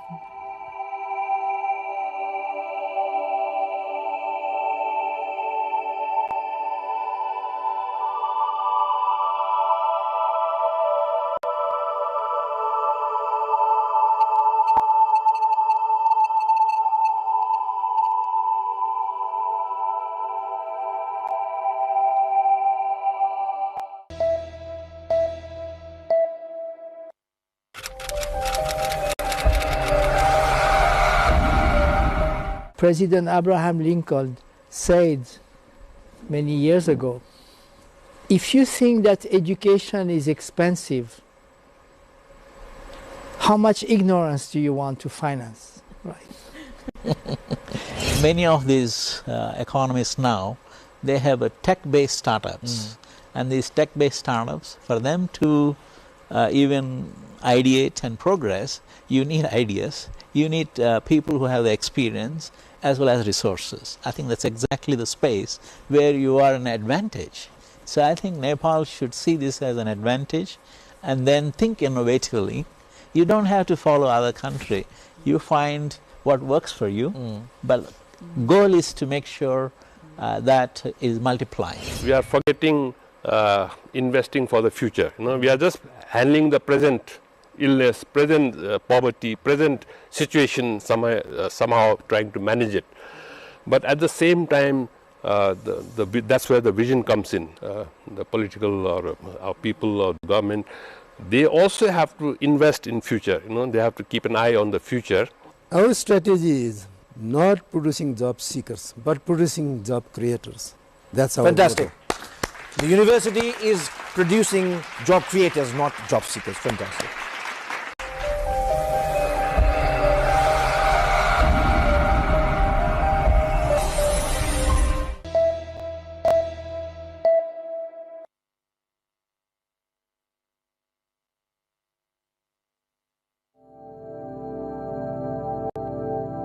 Dai Lake in Karnali province is a geographically remote district, yet rich with untapped potential for tourism. Stepping into Dai Lake, celebrated as a treasure trove of Khas art, culture and heritage, brings a unique sense of joy. Journey begins amid its natural beauty, leading us toward Mahabu rural municipality. As we leave the mid-hill highway, the terrain becomes challenging, with hilly, muddy roads demanding patience and skill. Long lines of vehicles crawl carefully along the cliffs, reflecting both the difficulty of the route and the enduring devotion of Mahabu Dham. Many travelers choose to continue on foot, advancing step by step toward their destination. Passing through Channa, Dasarathi, Okharbans, Bhavsaini, Noli, and Unipata, pilgrims ascend the slopes toward Lisne before finally reaching Mahabu Patan. Pilgrims from Dailek and nearby districts often arrive late at night, having begun their journey the previous day. The path to Mahabu Dham is thrilling, adventurous, and breathtaking, made even more dramatic by the steady rain, drifting fog, and steep inclines.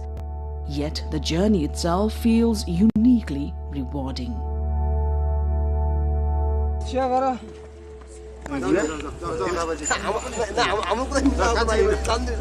Mahabu Lake or Mahabu Dham, located within Mahabu Rural Municipality, is a remarkable place of natural beauty, religious significance, and cultural heritage. Situated at an altitude of 4,200 meters, the area is adorned with emerald lakes, grazing flocks of sheep and goats, and a sky that dances with Himalayan mist. Every year, during Janai Purnima, a grand fair is held here, drawing thousands of devotees from across the region. Mahabu Dham's spiritual importance is deeply rooted in the ancient worship of Lord Shiva, revered here as the origin site.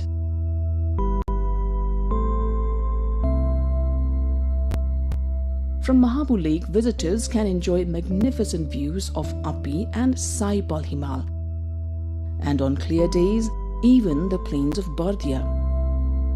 Given its religious importance and natural splendor, Mahabu Dham holds immense potential as a religious tourism destination. Improving the rough, narrow access roads is essential for supporting this growth. Mahabu Dham is more than a pilgrimage site. It is a confluence of culture, history, faith, and nature.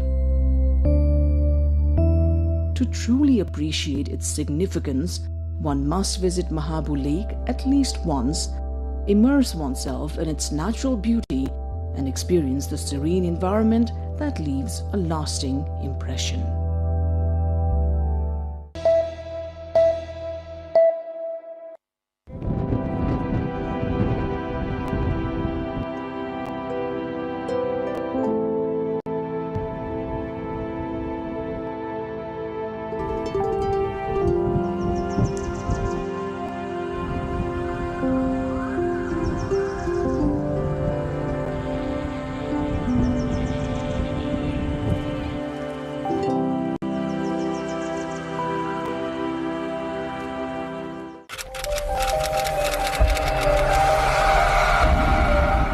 President Abraham Lincoln said many years ago, if you think that education is expensive, how much ignorance do you want to finance? Right. Many of these economists now, they have a tech-based startups. And these tech-based startups, for them to even ideate and progress, you need ideas, you need people who have the experience as well as resources. I think that's exactly the space where you are an advantage. So I think Nepal should see this as an advantage and then think innovatively. You don't have to follow other country. You find what works for you, but goal is to make sure that is multiplying. We are forgetting investing for the future. We are just handling the present illness, present poverty, present situation, somehow trying to manage it. But at the same time, that's where the vision comes in. The political or our people or the government, they also have to invest in future. They have to keep an eye on the future. Our strategy is not producing job seekers, but producing job creators. That's our Fantastic. motto. The university is producing job creators, not job seekers. Fantastic.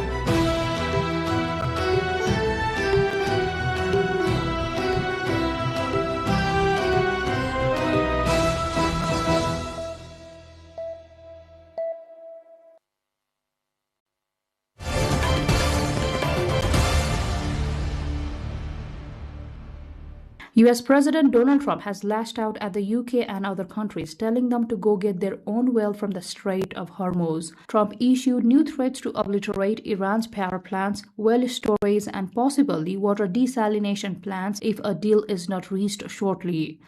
A Kuwaiti oil tanker, meanwhile, carrying millions of barrels of crude oil, has been hit near Dubai, with officials blaming Iran for the strike. The strike on the Kuwait-flagged Al Salmi is the latest attack on merchant vessels by missiles or explosive air and sea drones in the Gulf and Strait of Hormuz since the US and Israel began attacks on Iran on February the 28th. Crude oil prices briefly spiked again after the attack on the tanker, which can carry around 2 million barrels of oil worth more than $200 million at current prices. Officials in Dubai later said they had brought the fire under control following a drone attack on the tanker, with no oil leak and no injuries to the crew. Meanwhile, new strikes and interceptions are reported in Israel, Iran, and the UAE, with multiple people injured from falling debris in Dubai. Iran has moved forward with plans to toll ships passing through the Strait of Hormuz. Beijing, meanwhile, has expressed gratitude as it said 3 Chinese ships had transited the crucial Strait of Hormuz, which Iran has all but closed during the war in the Middle East. 中国和巴基斯坦是相互信任、相互支持的全天候战略合作伙伴，两国在重大国际地区问题上立场相近，沟通紧密。相信两国外长将就伊朗局势等共同关心的国际地区问题加强战略沟通协调，共同发出和平正义之声，为劝和止战、维护地区和平稳定做出新的努力。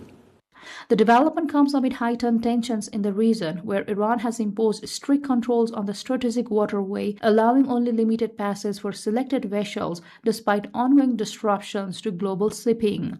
In the meantime, White House press secretary has repeated the Trump administration's insistence that the U.S. war against Iran should be over within another 2 weeks. However, she warned Iran that the U.S. military has capabilities beyond their wildest imagination, and the president is not afraid to use them. To the timeline again, the president, commander-in-chief, the Pentagon has always stated 4 to 6 weeks estimated timeline for Operation Epic Fury.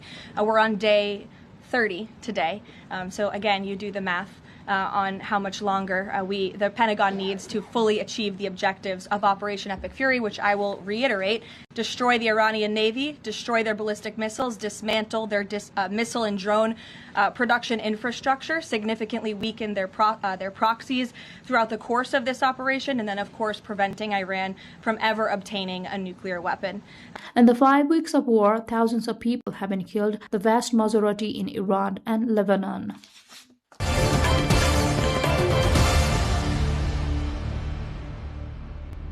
The outgoing head of the United Nations Relief and Works Agency for Palestine Refugees, UNRWA, Philippe Lazzarini, has called for an investigation into the killing of more than 390 staff during the ongoing war in Gaza.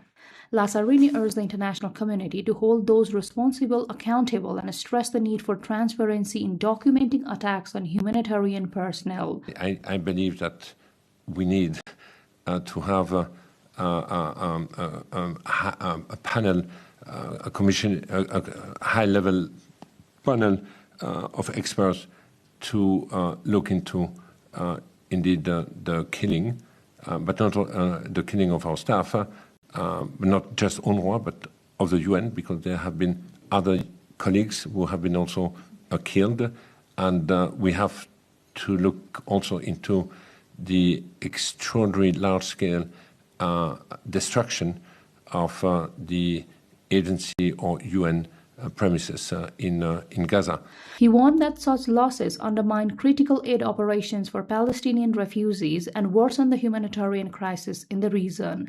Meanwhile, dozens of relatives of prisoners, representatives of Palestinian factions, and activists staged a sit-in in front of the headquarters of the International Committee of the Red Cross in West Bank's Ramallah, protesting a bill passed by Israeli lawmakers that would allow the execution of Palestinians convicted on terror charges for deadly attacks.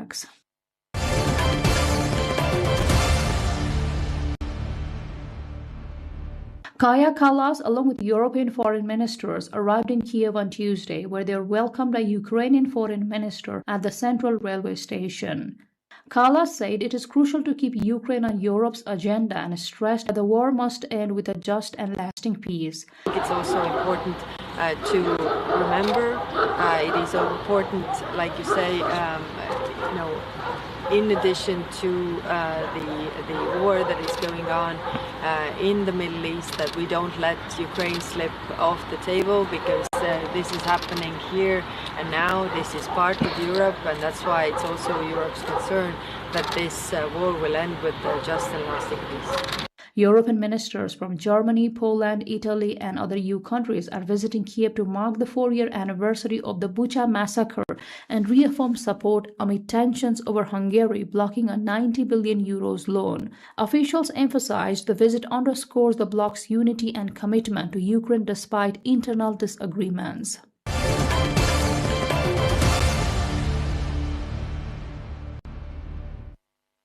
India has declared the country free of the Maoist insurgency, fulfilling a long-standing deadline to defeat the decades-long conflict.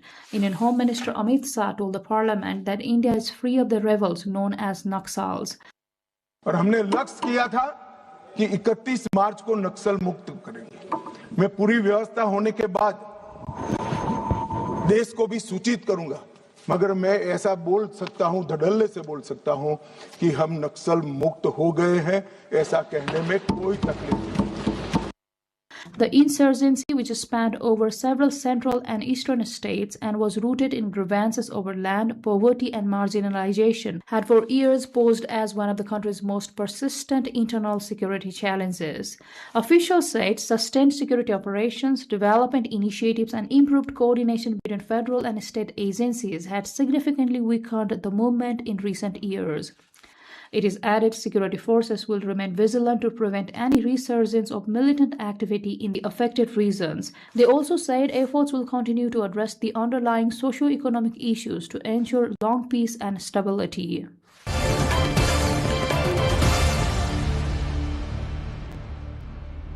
Spanish officials are working to dismantle a drug smuggling network after uncovering a sophisticated underground tunnel used to transport hashish from Morocco into the Spanish enclave of Ceuta.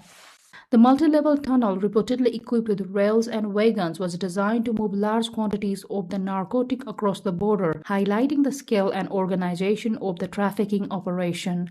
Police said several arrests had been made in connection with the network, while investigations are ongoing to identify additional members and collaborators. Officials also warned that similar tunnels pose a continuing security and law enforcement challenge along the region's borders. Officials emphasized the seizure of drugs and dismantling of the tunnel marked a significant blow to cross-border smuggling operations in North Africa.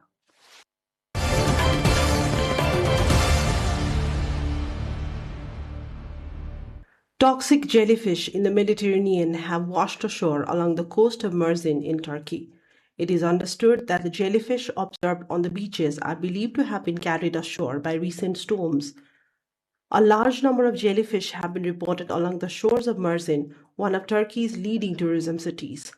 The jellyfish, visible across entire stretches of beaches, are considered to have arrived following recent storm activity. Along the 321-kilometer coastline of Mersin on the eastern Mediterranean, jellyfish known to be venomous have begun to be observed. These jellyfish, possessing toxic stinging cells and passing through the Gulf of Mersin, are believed to have been driven to the shore by the storm, causing concern among those who have seen them.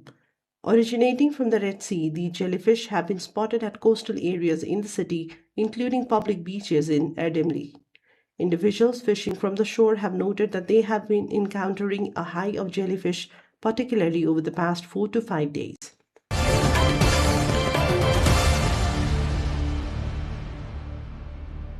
Hindu devotional music is finding renewed popularity among India's Gen Z as festivals centered on bhajans draw young crowds seeking alternatives to nightlife culture. At a recent music festival in the capital, hundreds of young people gathered to sing and dance to bhajans, traditional Hindu devotional songs, highlighting a shift in how spiritual content is being consumed by young audiences. The event, part of the Sanatan Journey Festival held earlier this month, aimed to make devotional music more accessible and engaging. Organizers say the format blends spirituality with the contemporary festival atmosphere, appealing to youth who may not otherwise engage with religious traditions. The festival's founder said such events provide an opportunity for young people to connect with spiritual music in a social setting. The rise of these festivals underscores an evolving youth culture in urban India, where traditional practices are being reinterpreted to fit modern lifestyles.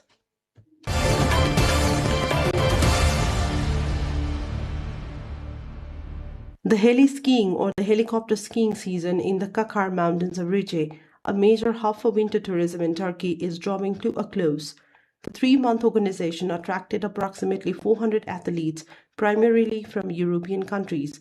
Skiers are dropped by helicopters onto hard-to-reach peaks to ski down steep slopes in regions known for high-quality snow. The Kakar Mountains have been hosting this adrenaline-filled sports for years. The season, which began in January, is now wrapping up. Officials report high satisfaction among participants and strong demand, with reservations already being made for 2028. The event significantly contributes to the region's winter tourism, with athletes staying in the Eider Plateau.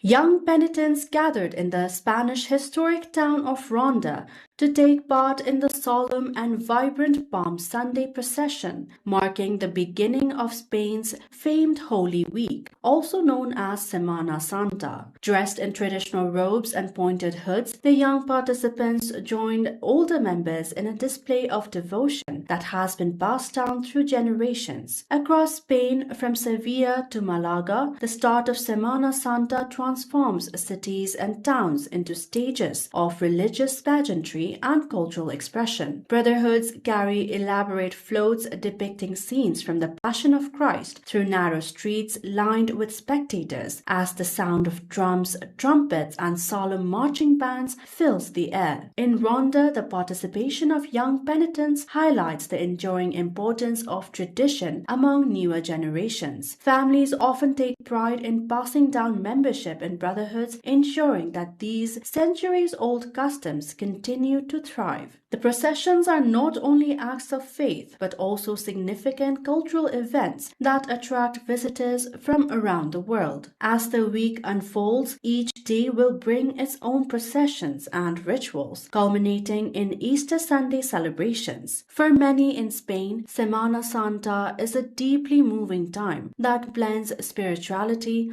artistry, and community, offering a powerful reflection of the country's rich cultural and religious heritage.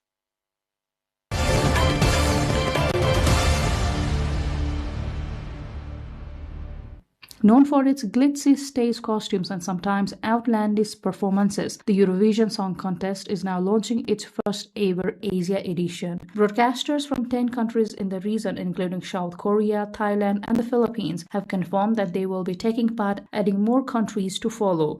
These countries will first host their own national selections before the grand final in Bangkok, which will be broadcast live on 14 November. Martin Green, director of the Eurovision Song Contest at the EBU, said, "With the 2026 marking its 70th anniversary, it felt especially meaningful to open the next chapter with Asia, a region rich with culture, creativity, and talent."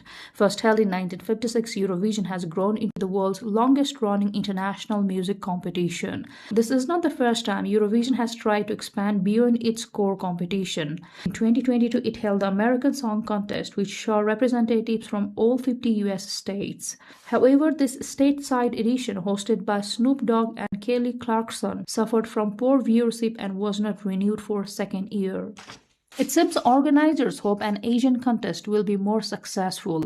Rising incomes, thriving social media, and young people who adore K-pop and karaoke have all given Asia's music business a boost over the years. Global music labels have also been investing in the continent, while there has been a growing number of collaborations between Asian artists and Western names.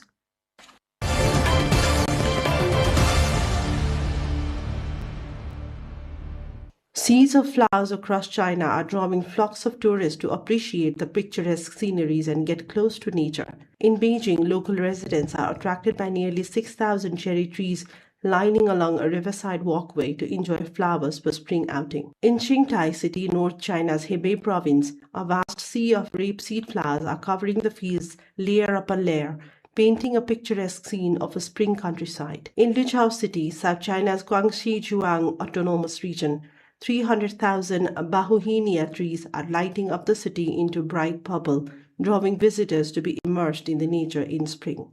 In Yangzhou City, East China's Jiangsu province, roads are adorned with vast stretches of cherry blossoms, where markets theming cherry blossom and best photo-taking spots allow people to record the beautiful spring. In Fuyang City, East China's Anhui province, large areas of pear blossoms, peach blossoms, and plum blossoms are in full bloom in the countryside, attracting more than 100,000 tourists to enjoy rural life this year. In East China's Fujian province, rapeseed flowers are in full bloom in a village. Many local young people have opened coffee shops and bakeries amid the blossoms, creating leisure destinations for the tourists.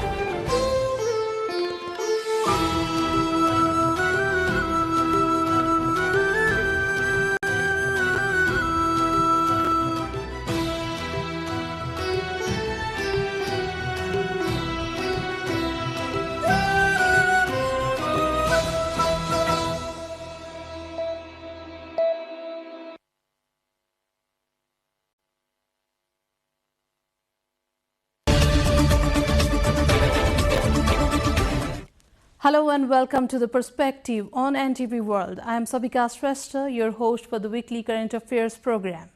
Here we pick the major news of the week, unpack its significance and examine how today's decisions shape tomorrow's direction. This week's episode includes a bold 100-point reform plan and 100-day governance push to transform public services and fight corruption. A crackdown on online betting as concerns grows over youth and social impact. A political earthquake where former Prime Minister KP Sharma Oli and former Home Minister Ramesh Lekhak face custody after a damning investigation. A new economic agenda aiming to overhaul investment laws, and a historic shift where Prime Minister Balendra Shah rises to power, leading a new generation of lawmakers under intense public scrutiny. Reform, accountability, and a nation demanding change.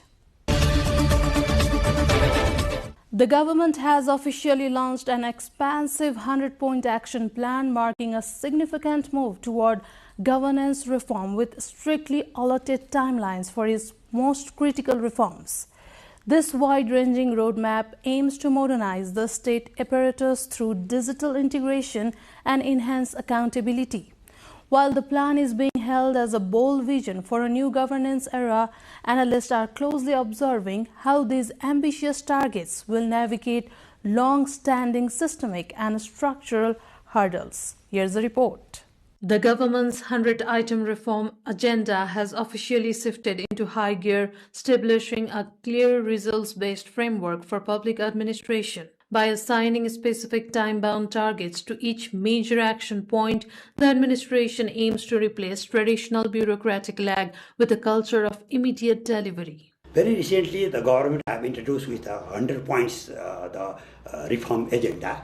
Seems very positive. If we introduce the digital dashboard or digital service delivery system, definitely the corruption will be reduced. The middle person will be discouraged.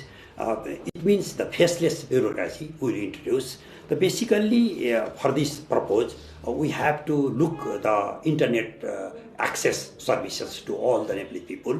Till our data will show about 75% of the population have the internet service. The remaining people doesn't have the service. Thus, we should reduce the cost of the internet service. On the other hand, all citizens should have a knowledge, digital literacy to cope the government public service delivery. At the forefront of this tiered timeline is a 100-day commitment to revolutionize document processing. The plan mandates that essential services, including passports, citizenship certificates, and driving licenses transition to a home delivery model within the initial window. The reform approved by the cabinet aims to eliminate middlemen and reduce the need for repeated visits to government offices. To meet these deadlines, the national postal system is undergoing a strategic evolution into a specialized government-operated courier service. Largely our people, normal people, the ordinary citizens, they aren't very familiar with the digitized system. Thus, maybe there is some lacuna, there is a gap between the government respiration as well as the ordinary citizens' efficiency to comply with the digitization system. Thus, if government will introduce the digital literacy program to the people at large through the municipality, through the ward system, or government will introduce some cyber center in all the small village and towns, probably we can cope within a few years. But in the first day, probably all people cannot comply with the digitization system. This logistical pivot is designed to ensure that official documents are not only processed but delivered in a faceless and trackable manner, aligning with modern governance standards. The reform package also includes wider digital integration. Citizens will be able to apply for services such as passports, police reports, and driving licenses online, primarily through mobile platforms like the Nagarik app within a 45-day implementation window. Additionally, documents like citizenship certificates and passports will be accessible from any district administration office, removing geographic barriers that have long burdened service seekers. For years, citizens have complained about delays, inefficiency, and reliance on intermediaries in accessing basic services. Studies on Nepal's public service delivery point to systemic issues such as bureaucratic inefficiency, weak implementation, and poor service behavior as major obstacles.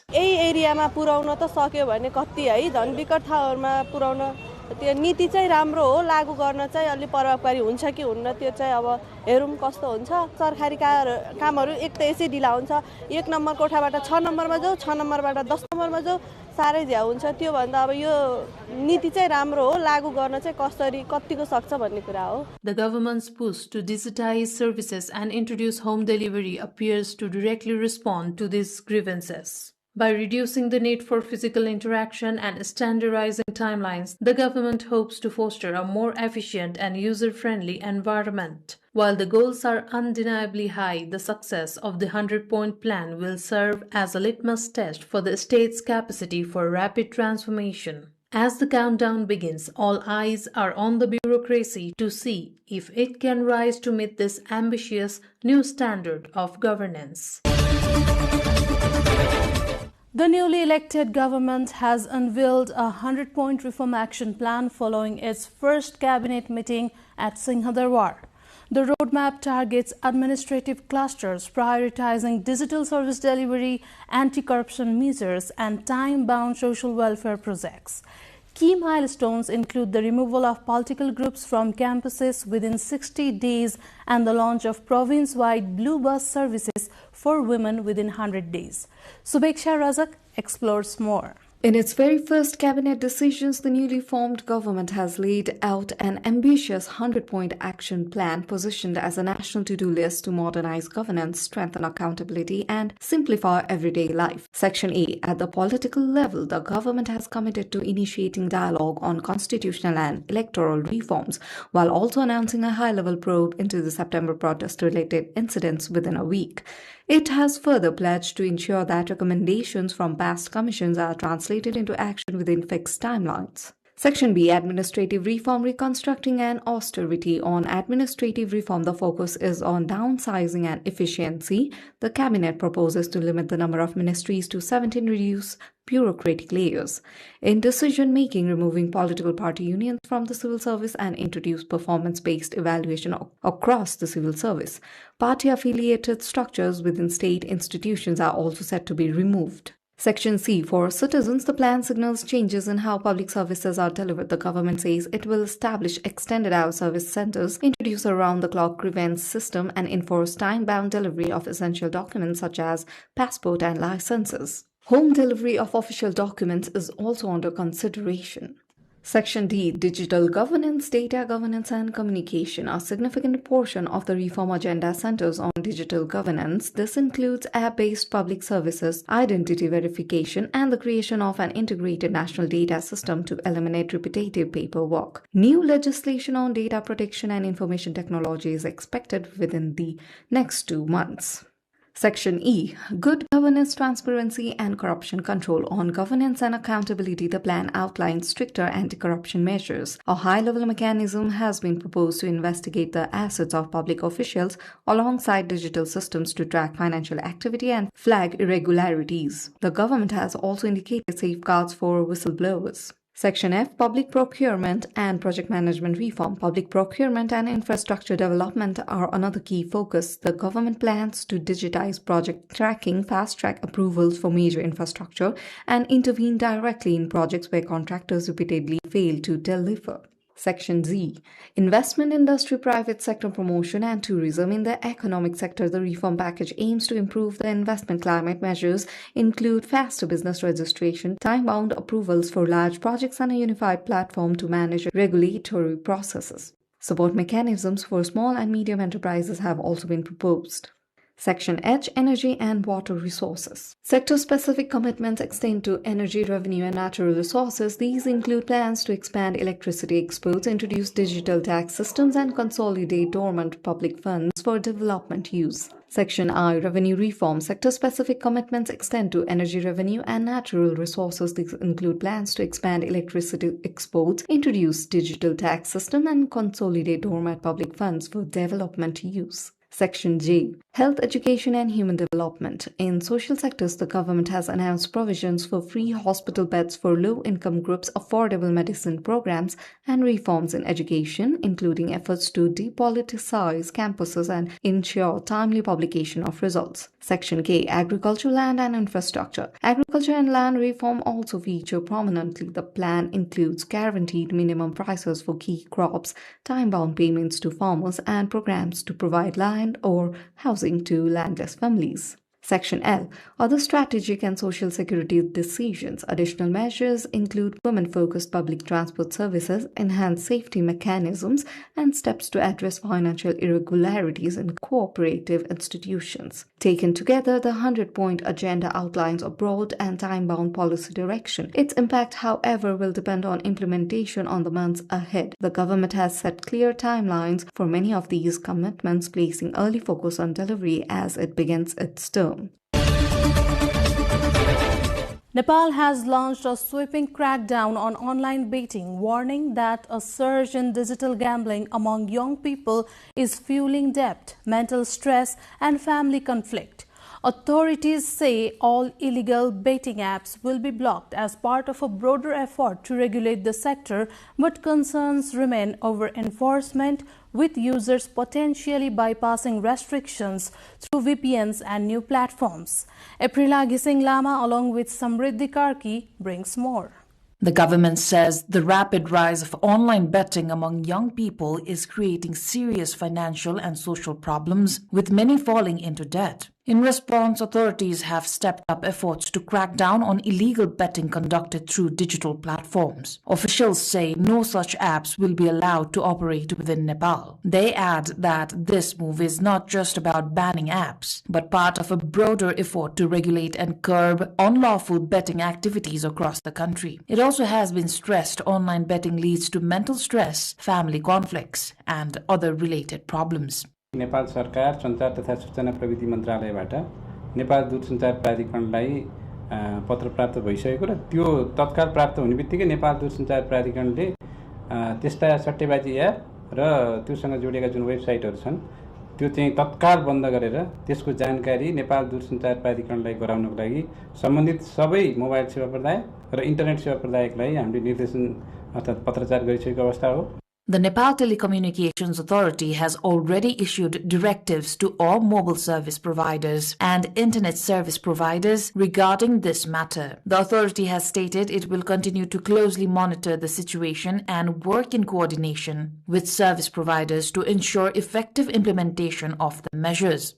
सूचना प्रविधि dynamic sector हो। यसमा विभिन्न खाले चाहिँ टेक्निकहरू प्रयोग गरेर VPN लगायतका अरू टेक्निक पनि प्रयोग गरेर त्यस्ता बन्द गर्नलाई निर्देशन जारी गरेका एपहरू चल्न सक्ने भएनाले हामीले यसमा हाम्रा सेवा प्रदायकसँग भएको प्रविधि के छ त्यसलाई पनि हेरेर सेवा प्रदायकसँग क्लोज कोअर्डिनेसन गरेर त्यस्ता गैरकानुनी एपहरूलाई अर्थात् वेबसाइटलाई तत्काल चाहिँ बन्द गर्नलाई सेवा प्रदायकलाई मार्फत हामी चाहिँ कार्यान्वयनमा जान्छौँ। However, challenges still remain for the Nepal Telecommunications Authority. There are ongoing concerns that access could continue through VPNs or new domains, keeping the risk alive. It also remains unclear whether enforcement will be sustained over the long term or weaken after the initial crackdown. The spotlight now turns to the courts. Former Prime Minister KP Sharma Oli and former Home Minister Ramesh Lekhak are in custody as Nepal begins what could be a landmark case on political and security accountability during civil unrest. Aprila Gising Lama brings more in this report. Former Prime Minister KP Sharma Oli and former Home Minister Ramesh Lekhak have been taken into custody over their alleged role in protest-related deaths. The arrests come after the first cabinet meeting of the newly elected government decided to act on the findings of a judicial commission led by former Justice Gauri Bahadur Karki. The inquiry examined the deadly Zenzi protest of September where multiple demonstrators were killed. The commission has recommended a criminal investigation into senior political and security officials, citing possible negligence in the use of force during the protests. Police say the arrests were carried out under an urgent warrant provision, typically used when there is a risk of evasion or evidence being compromised. A court must now decide whether to uphold that warrant. If it does, investigators can seek to hold the two men in custody while building a case. If not, they will be released, although the investigation will continue. While the government says it is acting on the rule of law, legal experts say a commission's report alone cannot be treated as proof of criminal guilt. Any prosecution will depend on whether investigators can establish individual responsibility. Lawyers for the former officials are expected to challenge both the necessity of the arrests and the strength of the allegations. The report has also implicated senior security officials, raising broader questions about command responsibility and the use of force during civil unrest. For now, the focus shifts to the courts. Both the former Prime Minister and Home Minister are scheduled to be presented before the district court, where the next steps will determine whether this becomes a landmark accountability case or a prolonged legal and political battle. A commission investigating the September 8-9 incidents has found serious negligence by top officials. The report recommends prosecuting former Prime Minister KP Sharma Oli, former Home Minister Ramesh Lekhak and other senior officials, triggering legal action that is now underway. Smithu Gising Tamang brings more in this report. The three-member inquiry, led by former Special Court Judge Gauri Bahadur Karki, was constituted on September 21 by the interim government following the resignation of the then Prime Minister. According to the report, police used force against a group of protesters attempting to enter the parliament premises on September 8th. The commission states that 17 people died on the day, while 12 others who were injured later died during treatment, bringing the total number of deaths on the day linked to the incident to 37. The commission concludes that while there was no established intent to kill, serious negligence and failure of duty on the part of those in authority contributed to the loss of life. Based on these findings, the report recommends that former Prime Minister KP Sharma Oli, former Home Minister Ramesh Lekhak, and then Inspector General of Police Chandra Kuber Khapung be investigated and prosecuted under sections 181 and 182 of the Criminal Code, which relate to negligence leading to death. प्रदर्शनका क्रममा भएको घटनाको जाँचबुझ गर्न गौरी बहादुर कार्कीको अध्यक्षतामा गठित आयोगले नेपाल सरकार समक्ष पेश गरेका प्रतिवेदन तत्काल कार्यान्वयन गर्न देहाय बमोजिम गर्ने क उल्लेखित आयोगले सिफारिस गरेका व्यक्ति र निकाय मध्ये सुरक्षा संयन्त्र हकमा अध्ययन समिति गठन गरी सो समितिले पेश गर्ने सिफारिस गर्ने अन्यका हकमा सो आयोगले गरेको सिफारिसलाई कार्यान्वयन गर्न सम्बन्धित निकायलाई निर्देशन गर्ने. If proven in court, these provisions carry a maximum sentence of up to 10 years imprisonment. The report further recommends action under Section 182 against other senior officials, including then Home Secretary Gokarnamani Dawadi, Armed Police Force Chief Raju Aryal, National Investigation Department Head Hutraj Thapa, and Kathmandu's Chief District Officer Chabi Rizal. It also notes that despite prior indications of a deteriorating security situation, effective measures were not taken to prevent escalation, raising questions about decision-making and command responsibility. The government has initiated arrests based on Commission's recommendations now, which for it serves as the basis for further legal proceedings. Within hours of taking office, Nepal's new Finance Minister Swarnim Wagle has unveiled an ambitious reform agenda targeting decades-old laws and promising to overhaul the country's investment climate.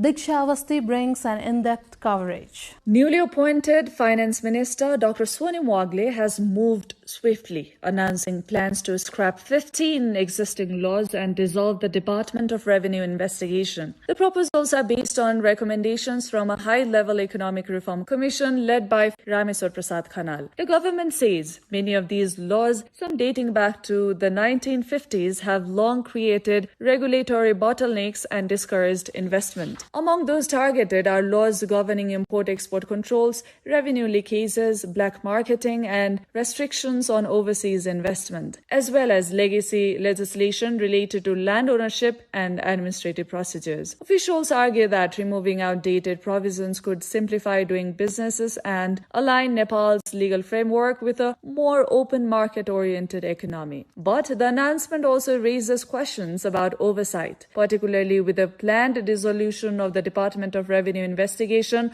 a body tasked with probing financial irregularities. Private sector representatives have cautiously welcomed the move, saying regulatory clarity is long overdue, but stress that implementation and institutional accountability will be key to restoring investor confidence. The Finance Ministry has also signaled a push toward paperless governance and greater transparency in public financial systems. Economists say such reforms, if effectively executed, could help reduce bureaucratic delays, improve compliance, and encourage both domestic and foreign investment. खारेज गर्ने भनेकै हैन असान्दर्भिक हो हैन अथवा असान्दर्भिक मात्रै हैन त्यसले चाहिँ त्यो सन्दर्भ भएको तर कस्ट बढाइदिएको पनि त हुन सक्छ नि हैन हामीले त इफिसिएन्ट ल्याउने हो नि एउटा सन्दर्भ चाहिँ हैन सन्दर्भ के हुन्छ भन्दा कतिपय हाम्रो कानुनहरु कस्तो रहेछ भने कन्ट्रोल मेकानिजम बनाएका छन् कि कन्ट्रोलको चाहिँ पर्सपेक्टिभबाट बनाया हुनाले त्यो सन्दर्भ चाहिँ त्यो हिजोको कन्ट्रोल थियो आजको कन्ट्रोल नहुन सक्छ हैन र दोस्रो सबैभन्दा हाम्रो चाहिँ कमजोरी भनेको चाहिँ गभर्नमेन्ट सिस्टम के रहेछ भने कानुनलाई कार्यान्वयन गर्ने कमजोरी छ के. In a historic political shift, rapper turned politician Balendra Shah has been sworn in as Nepal's 43rd Prime Minister, securing a supermajority in Nepal 5's House of Representatives elections. A 15-member Council of Ministers also has been formed under the leadership of the newly appointed Prime Minister. And for the first time, women constitute 33% of the Council of Ministers, underscoring the government's commitment to inclusive governance. Bhavna Kesi brings a report on the swearing-in ceremony and formation of the new government. President Ramchandra Paudel administered the oath of office and secrecy to Prime Minister Balendra Shah, who was appointed earlier in the day under Article 76(1) of the Constitution of Nepal. Saha, a senior leader of the Rashtriya Swatantra Party, was unanimously elected as the party's parliamentary leader a day earlier, paving the way for his appointment as the Prime Minister. The ceremony was attended by Vice President Ram Shahai Prasad Yadav, outgoing Prime Minister Sushila Karki, Chief Justice Prakash Man Singh Raut, National Assembly Chairperson Narayan Prasad Dahal, as well as former Prime Ministers, senior government officials, heads of constitutional bodies, and members of the diplomatic agencies. Alongside the Prime Minister, a 15-member Council of Ministers was also sworn in. Dr. Shornim Wagle took oath as the Minister for Finance, Sudan Gurung as the Minister for Home Affairs, Shishir Khanal as the Minister for Foreign Affairs, Sunil Lamsal as the Minister for Physical Infrastructure and Transport and Minister for Urban Development, Biraj Bhakta Shrestha as the Minister for Energy, Water Resources and Irrigation, Khadagraj Paudel as the Minister for Culture, Tourism and Civil Aviation, and Sasmit Pokhrel as the Minister for Education, Science and Technology and Minister for Sports. Similarly, Nisha Mehta took oath as the Minister for Health and Population and Minister for Water Supply, Dr. Bikram Timalsina as the Minister for Communications and Information Technology, Pratibha Rawal as the Minister for Federal Affairs and General Administration and Minister for Land Management, Cooperatives and Poverty Alleviation, Shovita Gautam as the Minister for Law, Justice and Parliamentary Affairs, Geeta Chaudhary as the Minister for Agriculture and Livestock Development and Minister for Forest and Environment, Dr. Deepak Shah as the Minister for Labour, Employment and Social Security, and Sita Badi as the Minister for Women, Children and Senior Citizens. Prime Minister Shah has retained the Defence Ministry as well as the Ministry of Industry, Commerce and Supplies under his leadership. Meanwhile, the newly formed Council of Ministers has reached a historic milestone with women securing 33% representation, occupying 5 of the 15 seats in the cabinet. This representation reflects implementation of inclusive policy adopted by the state, demonstrating a deliberate commitment to promote equitable participation. The ceremony concluded with a sense of anticipation as the new leadership takes charge, signaling a new chapter in Nepal's political landscape. That's the perspective for this week. We will be back next week with other major highlights of the week. Thank you for watching NTV World.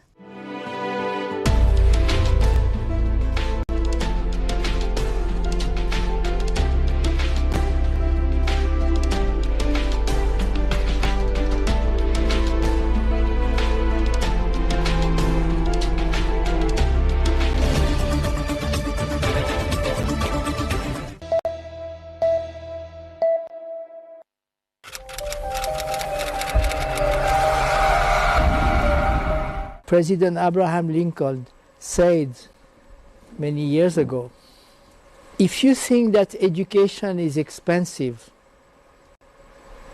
how much ignorance do you want to finance? Right. Many of these economists now, they have a tech-based startups. And these tech-based startups, for them to even ideate and progress, you need ideas. You need people who have the experience as well as resources. I think that's exactly the space where you are an advantage. So I think Nepal should see this as an advantage and then think innovatively. You don't have to follow other country. You find what works for you, but goal is to make sure that is multiplying. We are forgetting investing for the future. We are just handling the present illness, present poverty, present situation, somehow trying to manage it. But at the same time, that's where the vision comes in. The political or our people or the government, they also have to invest in future. They have to keep an eye on the future. Our strategy is not producing job seekers, but producing job creators. That's our fantastic. motto. The university is producing job creators, not job seekers. Fantastic.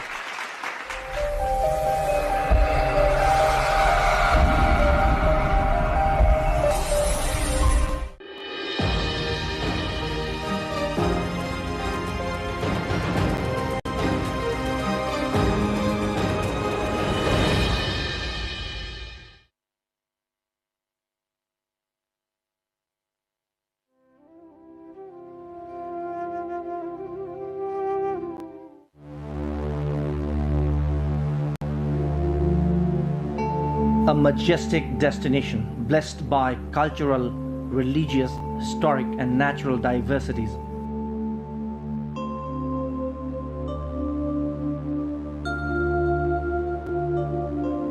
Nepal is the country of Mount Everest and the birthplace of Lord Gautama Buddha.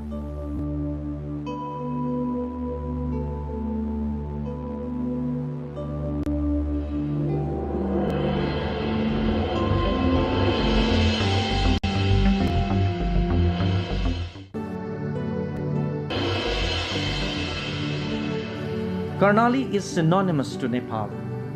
One can experience the diversity of Nepal by visiting Karnali province. It is a must-go destination for those who want to experience the real Nepal.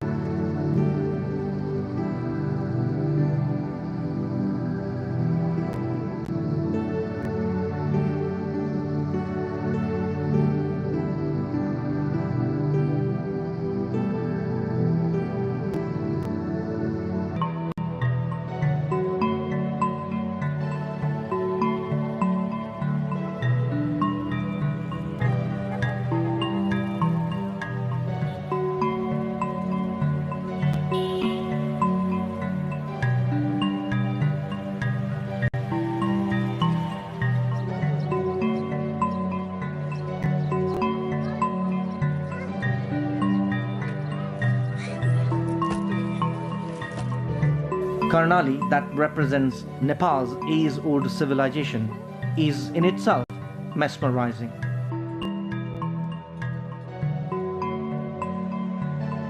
The province has immense tourism potential with its unique natural, religious, cultural, archaeological, and historic diversity.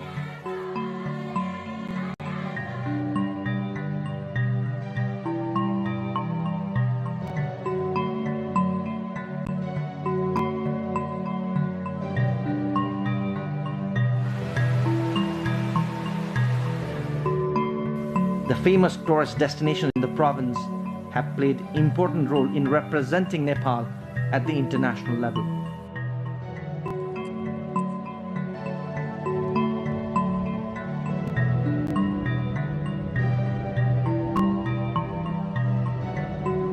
Tourism can be the base for prosperity of Karnali region based on its immense prospects. Lakes, water bodies, and famous religious sites are the major attractions for tourists in this province. Rara Lake, Sefoksundu Lake, Bulbule Lake, Chayanath, Dai Lake, Sinja Valley, Humla. This is Rara. Rara is the largest lake in Nepal.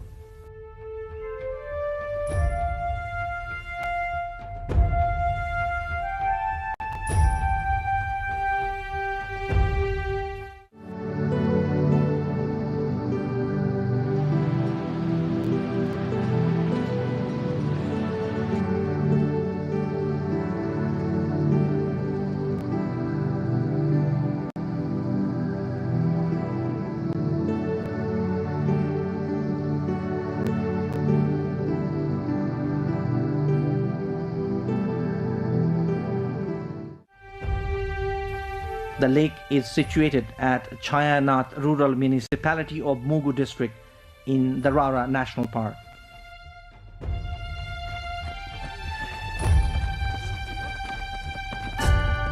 The unique lake is not just known for the different species of rare fishes and the musk ducks, but also for the changing color as per the climatic condition. Many foreign tourists come here to witness the camouflage of this majestic lake.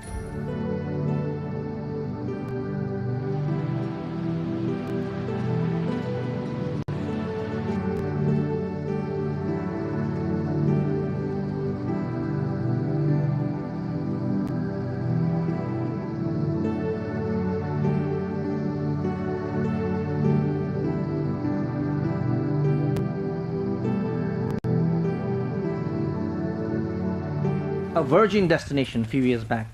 Now more than 50,000 tourists flock the Rara Lake every year, and the number is constantly on the rise.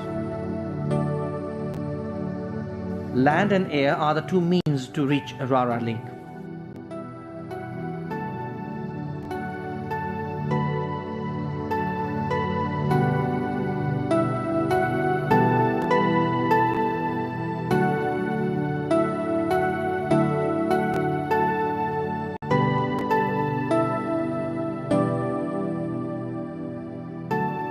You can reach Rara in a day from Kathmandu by air.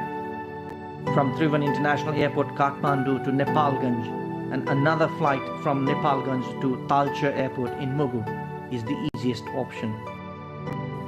However, from Talcher, it is another 3 hours uphill walk to reach the breathtaking Rara Lake. If you choose land travel, it might take up to 3 days. A day's travel from Kathmandu to Surkhet, an overnight stay. Myanmar, the district headquarters of Kalikot, from Surkhet, an overnight stay. And on the 3rd day, you can reach the Rara Lake. You need not walk if you choose this route for Rara Lake. Humla is a very remote Himalayan district of Nepal bordering Mugu. It has great touristic importance.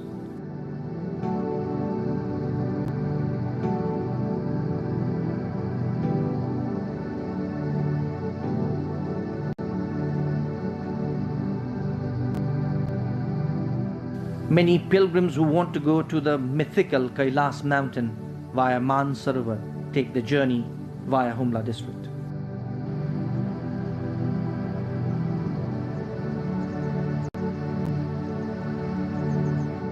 Tourists, mainly Indian pilgrims, travel to Mansarovar, one of the largest pure water bodies at the highest altitude in the world, for religious purposes.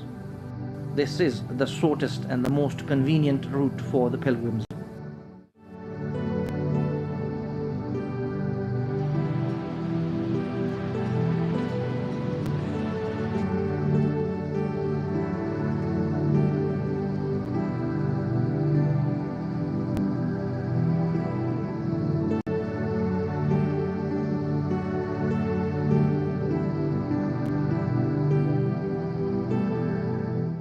Most of the pilgrims traveling to Mansarovar choose air trip up to Simikot of Humla from Nepalganj.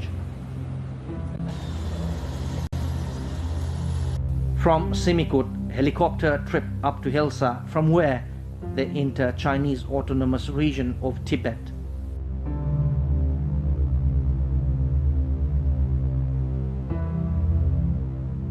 One day's drive from entering Tibet, the pilgrims reach Mansarovar.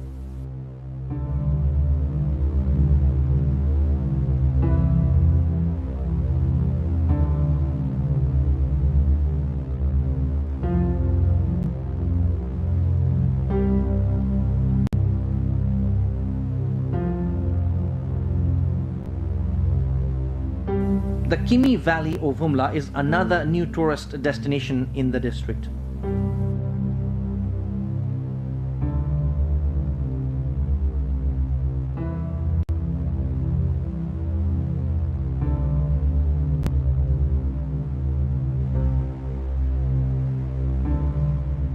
Ancient idols of archaeological importance and the monasteries have given it a new name, the Valley of Monasteries.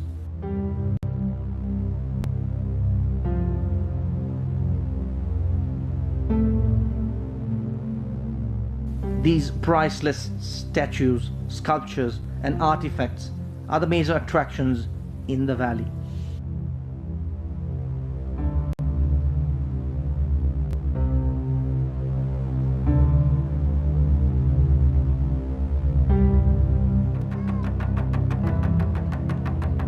Majority of the tourists visiting Karnali are the pilgrims from India. Culturally, the people of the Karnali region believe in multi-deity worship, but majority pay homage to their ancestral deity, the master god.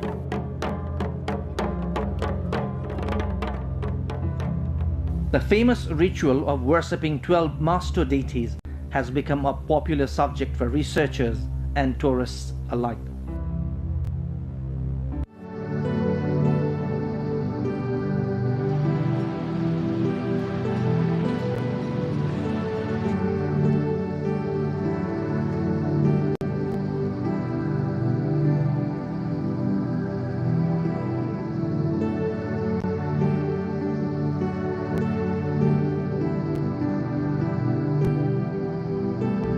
Karnali is a majestic land, naturally as well as culturally.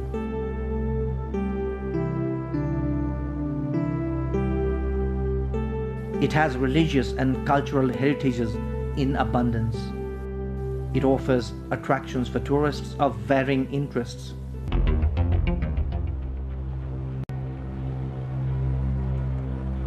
Somewhat deprived in education, health, and employment. Karnali's tourism potential, due to its unique and diverse nature, geography, religion, culture, history, and archaeology, is unexplored.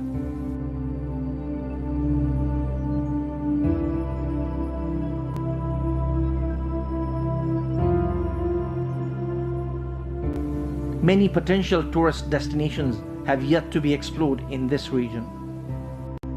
So far, 101 destinations in the region have been branded as of touristic importance. Of the 101, 13 are under federal government, 9 under province government, and 79 under local levels.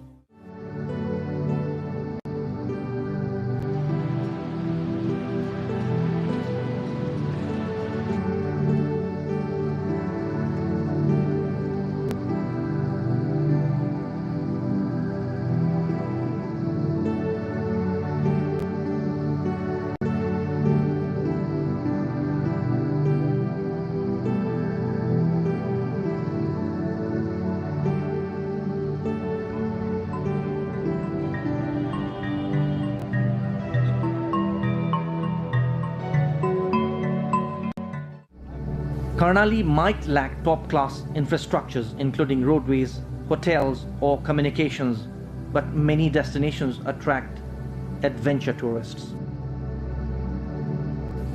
Likewise, medicinal herbs like Yarsagumba, Kali Marsi paddy, millet and barley fields attract tourists when in full bloom. Some of the best organic dishes on offer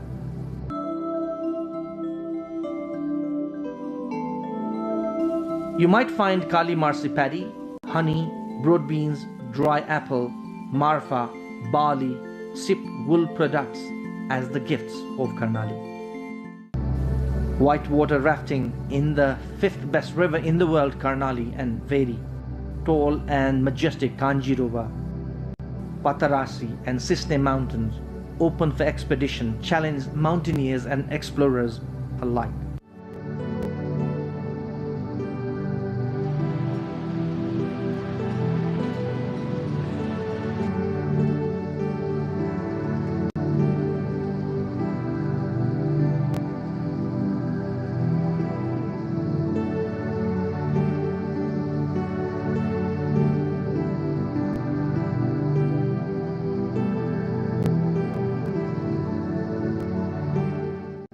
Karnali is also known as the origin of civilizations including language, literature, art and culture.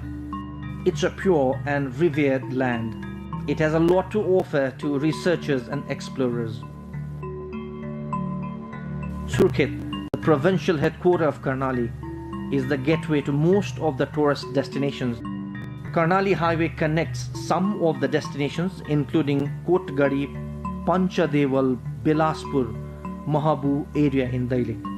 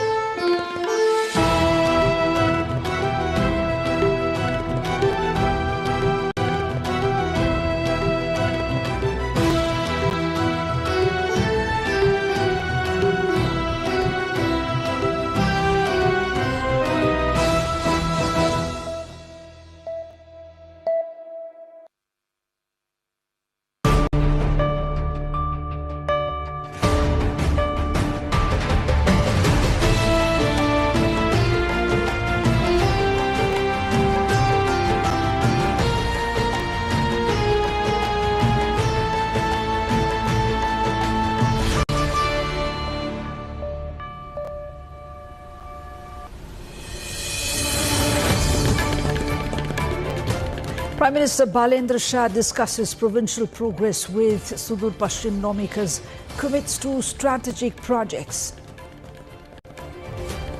CPNUML accuses government of retaliatory crackdown, plans nationwide protest, vows legal and political resistance over KP Sharma Oli's arrest. Nepal police introduces stricter laws to curb protest violence. Offenders may face life imprisonment. Government begins returning funds to small cooperative savers. Victims urge that deposits of all savers be reimbursed. Iran-linked strike hits Kuwaiti oil tanker near Dubai. Drone attack on tanker sparks oil price spike.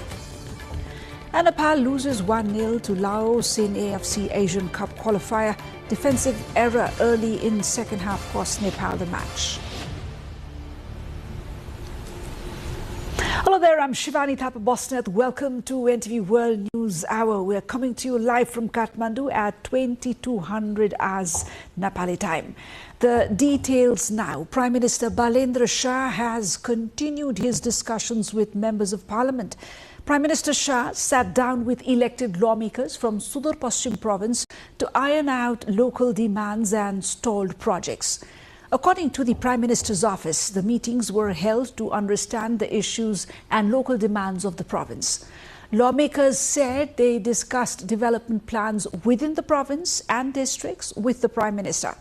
This follows a marathon series of meetings with Karnali and Kosi representatives as the Prime Minister moves to bridge the gap between Singhadarbar and the provinces.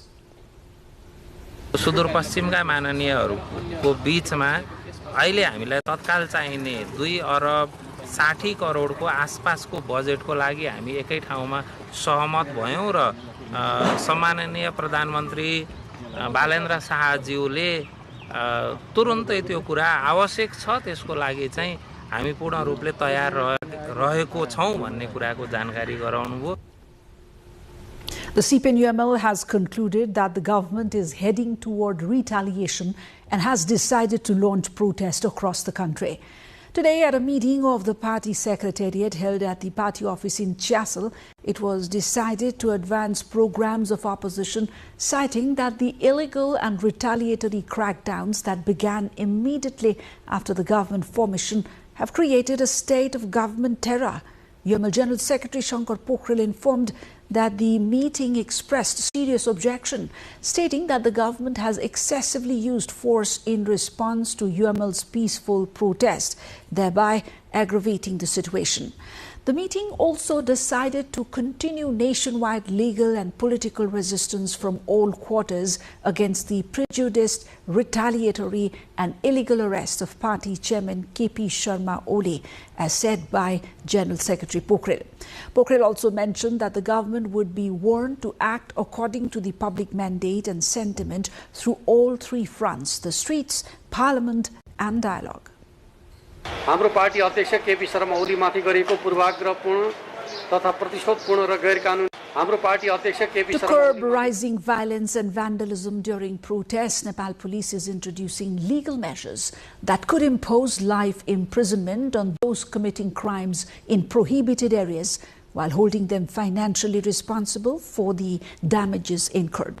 Despite sensitive zones being declared off limits, some protesters have violated boundaries, targeting government offices, public and private property and natural resources. The public emphasized human rights and restraint while implementing crowd control plans and stressed that citizens' democratic right to protest must not disrupt essential services, public transport or others' right to life. More on this in our issue of the day segment later in the bulletin. The new government's 100 points reform action plan includes returning funds to small cooperative savers with deposits under 100,000 rupees within 100 days. The Ministry of Land Management, Cooperatives and Poverty Alleviation is seeking suggestions from cooperative victims who are demanding that all savers, large or small, receive their deposits back. So far, out of 44.78 billion rupees owed to 74,000 savers, about 3.35 billion rupees has been returned to some 6,000 savers. The first phase, in fact, will focus on small savers, says Minister Pratibha Rawal.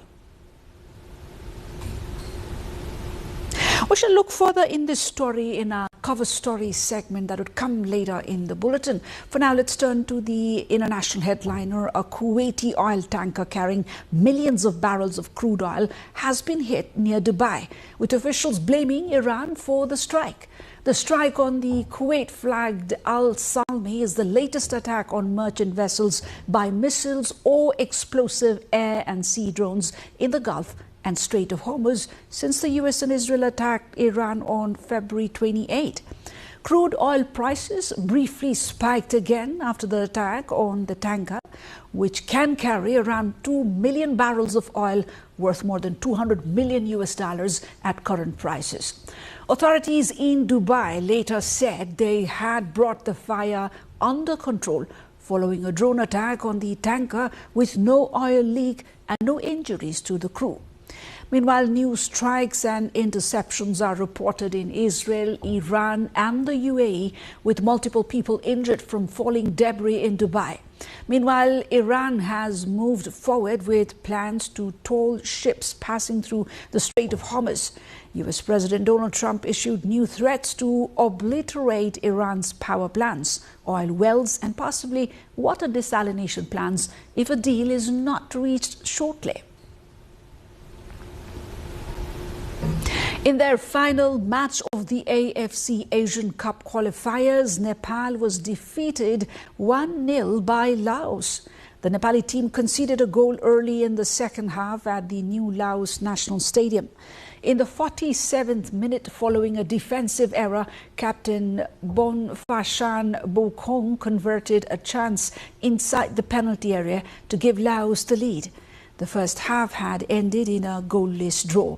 Under the guidance of newly appointed coach Guillermo Arena, the Nepali national football team played its first international tournament. Both Nepal and Laos played their final matches in the ongoing Asian qualifiers. Both teams had already been eliminated from the AFC Asian Cup race in Group F. According to the qualifying rules, this match was supposed to be played in Nepal, but since the Dastrat Stadium is deemed ineligible for the international fixture, the game was held in Laos. From streets to boardrooms, accountability is the theme. Nepal police cracks down on violent protest while the government launches a high-powered commission to probe public assets. Our issue of the day after this short break.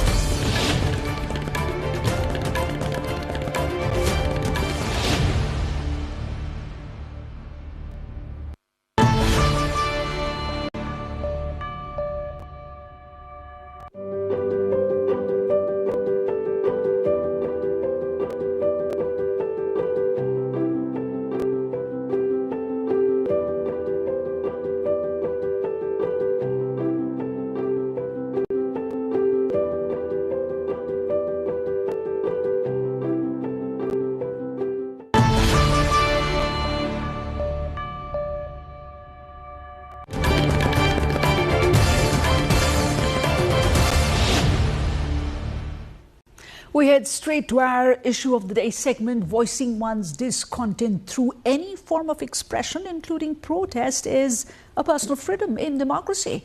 But if you think being part of any violent protest will go unaccounted for as a democratic exercise, then think again. Nepal police has begun making legal arrangements to address the increasing incidence of vandalism and violent activities during protest in Nepal as criminal offence. Bijeta Bhandari, along with Sabina Praja, look deeper into the matter.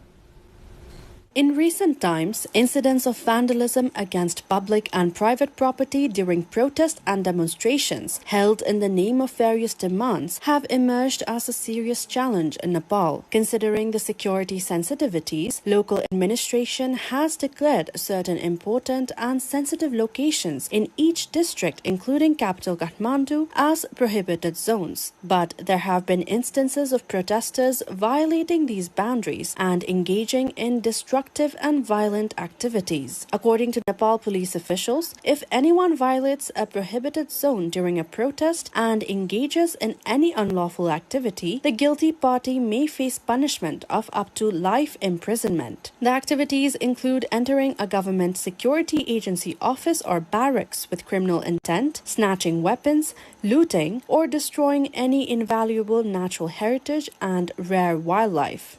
यो मुलुकको शान्ति सुरक्षाको जिम्मा नेपाल प्रहरीको मात्रै होइन, हामी सबै नागरिकको पनि आफ्नो ठाउँबाट महत्त्वपूर्ण भूमिका हुन्छ, अहम भूमिका हुन्छ।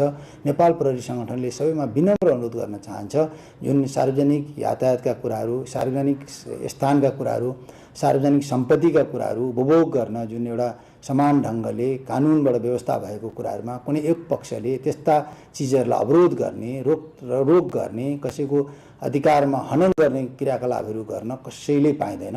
त्यो कुराहरू भएको खण्डमा कानुन कार्यान्वयन गर्ने कुरामा नेपाल प्रहरी सदैव क्रियाशील छ। The legal arrangement prioritizes not only jail sentences but also the compensation for the occurred physical damages, not just in government properties but also private properties. Nepal police says the financial burden of any physical destruction during a protest must now be borne by the organizers or the individuals directly involved in the vandalism. Similarly, while Nepal police prepare and deploys strategic plans for crowd control, they have stated that respecting human rights and maintaining maximum restraint and moderation remain their priority. Nepal police has placed special emphasis on the fact that while citizens have the democratic right to raise their demands, exercising that right should not involve any form of obstruction to the right of others to live, public transportation, or essential services such as hospitals and ambulances. The aim of the move is to minimize, if not end, the physical damages incurred by public and private properties during repeated protests and demonstrations, which are regular occurrence in Nepal.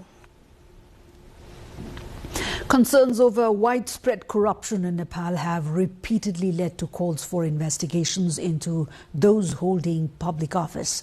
This time, however, the government has formally announced the formation of a powerful Asset Investigation Commission under the office of the Prime Minister and Council of Ministers. With Siksha Bhattrai, Saloja Dahal bring this report. Nepal has once again brought the issue of policy level and financial corruption into focus. Calls to investigate illicit wealth have been repeatedly raised, not only by citizens, but also by public officials themselves. Voices demanding accountability have been heard in Parliament, thematic committees, and public forums, stressing that all individuals must be brought within the scope of action. बाँसबारी छाला जुत्ता प्रकरण, टेरामेक्स, एनसेल, सुन काण्ड, एउटा काण्डमा पनि संलग्न भएको एकजनाले पनि उन्मुक्ति नपाओस्। दाहिने बस्ने होस् कि देब्रे बस्ने होस्, कसैले नपाओस्। नेता होस् कि नाता पर्ने होस्, कसैले नपाओस्। रुखको छारी मुनि बस्ने होस् कि घाम ताप्ने होस् कि हँसी हथौडा बोक्ने होस् कि घन्टी बजाउने होस्, कसैले पनि नपाओस् भन्ने हिम्मत हामी राख्दैनौँ। मैले नै पहिल्यै पार्लियामेन्टमै भनेको हो सबैको चाहिँ छानबिन होस्। In response, the government has prioritized anti-corruption measures in its 100 Tasks in 100 Days agenda. Under this plan, an empowered Asset Investigation Committee will be formed within 15 days. The committee will include experts from law, finance, revenue, and investigation sectors, along with representatives from relevant agencies. In the first phase, as the details of political party officials and senior government employees who held public office between 2005 and 2026 will be collected, verified, and investigated. Analysts say prioritizing asset investigation is a positive step towards curbing corruption, addressing the practice of hiding wealth, and ending long-standing impunity. सबै पार्टीले उठाएका साझा कुराहरू जो कार्यान्वयनयोग्य छन् तिनलाई गर्ने भनेर जुन किसिमको चाहिँ यो कार्यसूचीमा परेको छ त्यो बडो राम्रो एउटा सहमतिबाट अगाडि बढ्ने कुरा छ। According to Transparency International's 2025 report, Nepal ranks 109th out of 180 countries, scoring just 34 points on the Corruption Perception Index. The effectiveness of the government's initiative will now be closely watched, both nationally and internationally.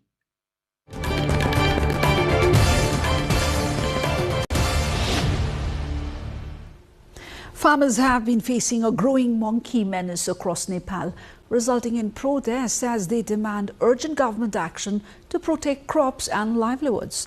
Government data shows around 60% of grains across the country continues to be affected by wildlife.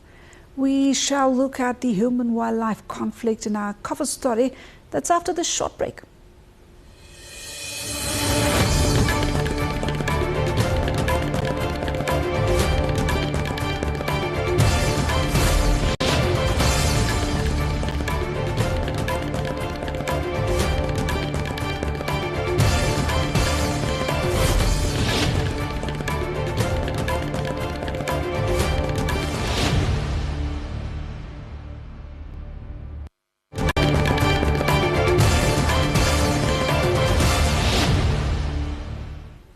Let's connect to our cover story right away. In several parts of Nepal, farmers are struggling with a growing monkey menace. Out of frustration, many have been forced to stage demonstrations to draw the government's attention to the damage and its impact on their livelihoods. They're strongly urging immediate action to manage and control the problem. The crisis has affected many districts, with particularly severe reports from Baglung, Parbat, Bhojpur, Syangja, Ramechhap, Kaski, Kabre and Kanchanpur. Rojina Rai with our local correspondents from Syangja, Sushil Subedi, brings the report. From mid-hills to Tarai region of Nepal, farmers are struggling with a growing monkey menace. In western district like Syangja, the problem has become a pressing issue, affecting all 97 wards. Monkeys are destroying crops at the peak of harvest and even entering homes to snatch cooked food. This issue leaves farmers frustrated and helpless, especially when their livelihoods depend entirely on agricultural produce. Over the years, farmers and local communities have tried various methods to deal with the problem, including using slingshots to scare away monkeys and hiring guards to protect their fields. However, none of these efforts have provided a lasting solution. Farmers lament that their agricultural investment, such as irrigation, seeds, subsidies, and labor, go to waste when crops cannot be protected. As a result, large areas of farmland are gradually being abandoned as people no longer see farming as a reliable source of income for their livelihoods. Many families are being forced to leave their villages in search of work elsewhere as agriculture becomes increasingly uncertain day by day. This frustration is not limited to Syangja district. In eastern Nepal's Khotang, farmers have taken to the streets to demand long-term solutions and to draw attention to the severe damage caused by monkeys. They are calling for immediate action to address the rising threat. हाम्रा कृषकहरूलाई यो खास गरेर बसाइसराई रोक्न अनि कृषकहरूको बाँझो जग्गा व्यवस्थापन गर्नको लागि अन्तिममा 3 महिनासम्म बाँदर हेरालुहरूको लागि बजेट चाहिँ विनियोजित यो पालिकाले गरेर त्यो व्यवस्थापन गर्न सकिन्छ भनेर हामी अगाडि बढेको अवस्था चाहिँ छ. As Nepal continues to face this human-wildlife conflict, farmers across different districts are repeatedly raising their voices. Yet, despite protest and discussions, a long-term solution still feels distant, leaving rural communities uncertain about the future of farming. Rojina Rai with Sushil Subedi from Syangja reporting for NTV World. And in this backdrop, we asked, how can this problem be controlled or managed? Let's have a look at what the denizens had to say.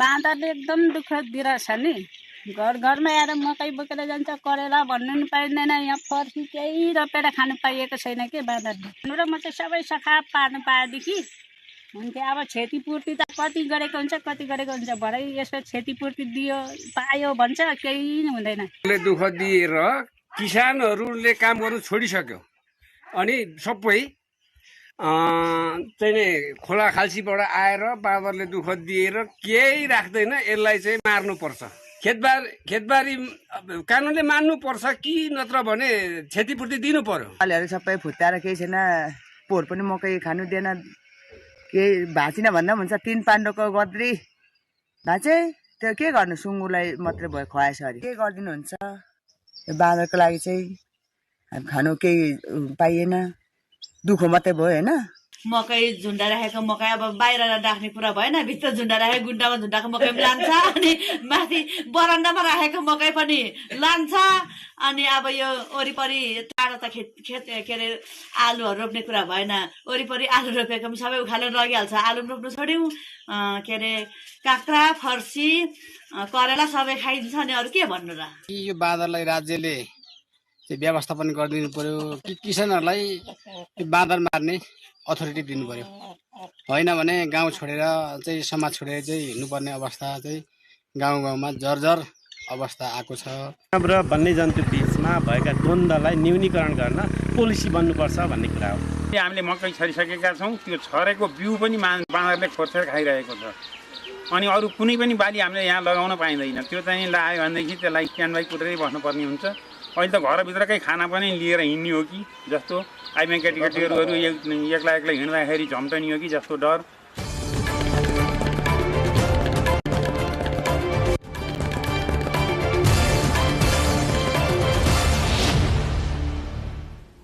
That's a wrap to our cover story of the day.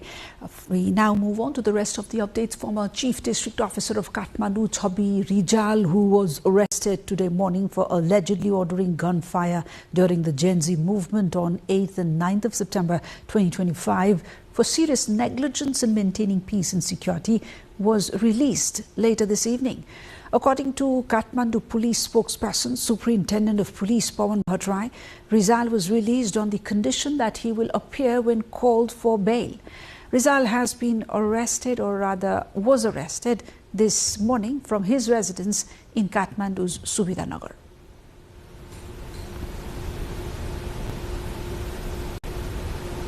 The Federal Parliament Secretariat has summoned an all-party meeting on Wednesday in view of the Parliament session scheduled for Thursday, April the 2nd. The meeting has been scheduled to start at 1 p.m. and all parties represented in the Parliament have been invited to attend, according to the Parliament Secretariat spokesperson Ekaram Giri. President Ramchandra Paudel has summoned a joint session of the Federal Parliament for 2 p.m. on April 2nd. on the recommendation of the Council of Ministers held on March 30. The first session of the Parliament since the election to the House of Representatives 2026 is expected to proceed with the election of the Speaker and the Deputy Speaker. The House of Representatives comprises 6 political parties recognized as national political parties. The Nepali Congress has appointed leaders to review the March 5 House of Representatives election and plan the party's future strategy. Under General Secretary Pradeep Paudel, the party will conduct district-level analysis across all 165 constituencies, with central representatives overseeing field studies and discussions. Scheduled review events will take place in major cities of each province between April 6 and April 20. The process aims to assess election outcomes, strengthen the party organization, and guide strategy revisions under Gagan Thapa's leadership following the March 5 defeat. In a moving turn of events in Dhading, an 80-year-old's lifelong wait for a roof over his head is finally coming to an end. For 2 generations, Istaram Praza and his family have called a cave in Benighat Rorang their home.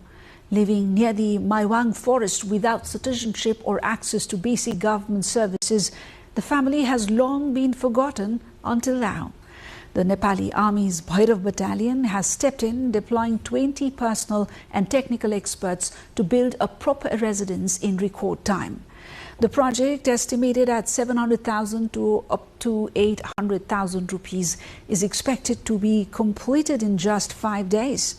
While locals allege negligence by the Benighat Rural Municipality, the community is now rallying together. The Nilkantha Municipality Ward Number 3 Welfare Fund is also supporting the fully furnished construction of the house. By next week, Ishtaram's family will finally trade the damp walls of a cave for the security of a permanent home. Bird flu outbreaks in Koshi province's Morang, Sunsari and Jhapa districts have severely impacted eastern Nepal's poultry industry, causing sharp declines in chicken production and sales. Since March 16, 66,032 chickens from 16 commercial farms have been destroyed, including layers and broilers, leaving farmers and investors facing serious financial losses. Consumers' fear has pushed chicken meat prices down to 360 rupees per kilogram. While many buyers switch to goat meat or vegetarian options, poultry businesses are struggling and some have shifted focus to goat meat. The provincial government has deployed a rapid response team to destroy infected birds and enforce biosecurity, but the outbreak remains uncontrolled, threatening further economic losses and affecting the region's meat economy. The government has proposed a plan to start the process of returning the funds of small cooperative savers within 100 days. According to the 100-day government reform agenda, or 100-point government reform action plan rather, the government has stated that the process of returning funds to savers with up to 100,000 rupees will begin within 100 days. A report. The Parliamentary Shah government's 100-day reform agenda has stated that the process of returning funds to small cooperative savers with deposits of less than 100,000 rupees will begin within 100 days. To implement this, the Ministry of Land Management, Cooperatives and Poverty Alleviation has sought suggestions from cooperative victims. However, the victims have urged that efforts should be made not only for small savers, but for all savers to have their funds returned. Since the previous government had already decided to return the funds of small savers, the victims now demand the return of both large and small deposits. During a discussion on Tuesday with representatives of cooperative victims, Kushlav Kesi, president of National Campaign for the Protection of Cooperative Savers, participants stated that Minister for Land Management, Cooperatives and Poverty Alleviation said the first phase would focus on returning funds to small savers. हाम्रो भनाइ चाहिँ 1 लाख सम्मका बचतकर्तालाई बचत फिर्ता गर्ने र ठूला बचतकर्तालाई पनि 1 लाख सम्म देऊ होइन भने समग्रलाई दामासाइले न्याय हुने गरी बचत फिर्ता हुनुपर्छ भन्ने सुझावहरू हामीले 8 बुँदे सुझावहरू पेश गर्यौं. Based on the data from problematic cooperative management committees, 44.78 billion rupees of mismanaged funds from 74,000 savers in various cooperatives are at issue, of which about 37,000 are small savers. So far, the government has returned 3.35 billion rupees to around 6,000 savers, both small and large. International news are lined up ahead, but before that, a quick recap of the top stories of the hour.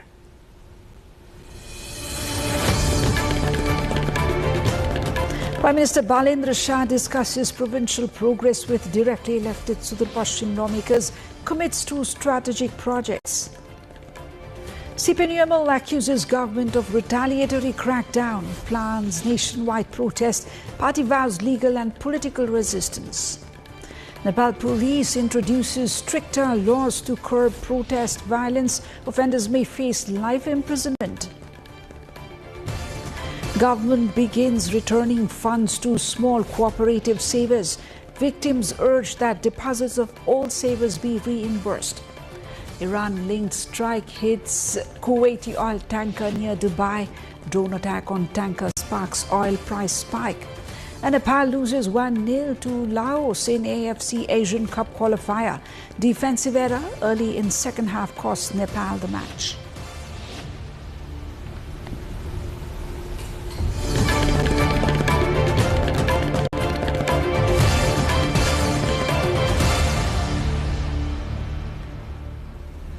A quick scan through the international headliners now. Speaking at a news conference, his first in nearly 2 weeks, Pentagon Chief Pete Hegseth, who revealed he had visited U.S. troops in the Middle East over the weekend, has said the next days of the Iran war will be decisive.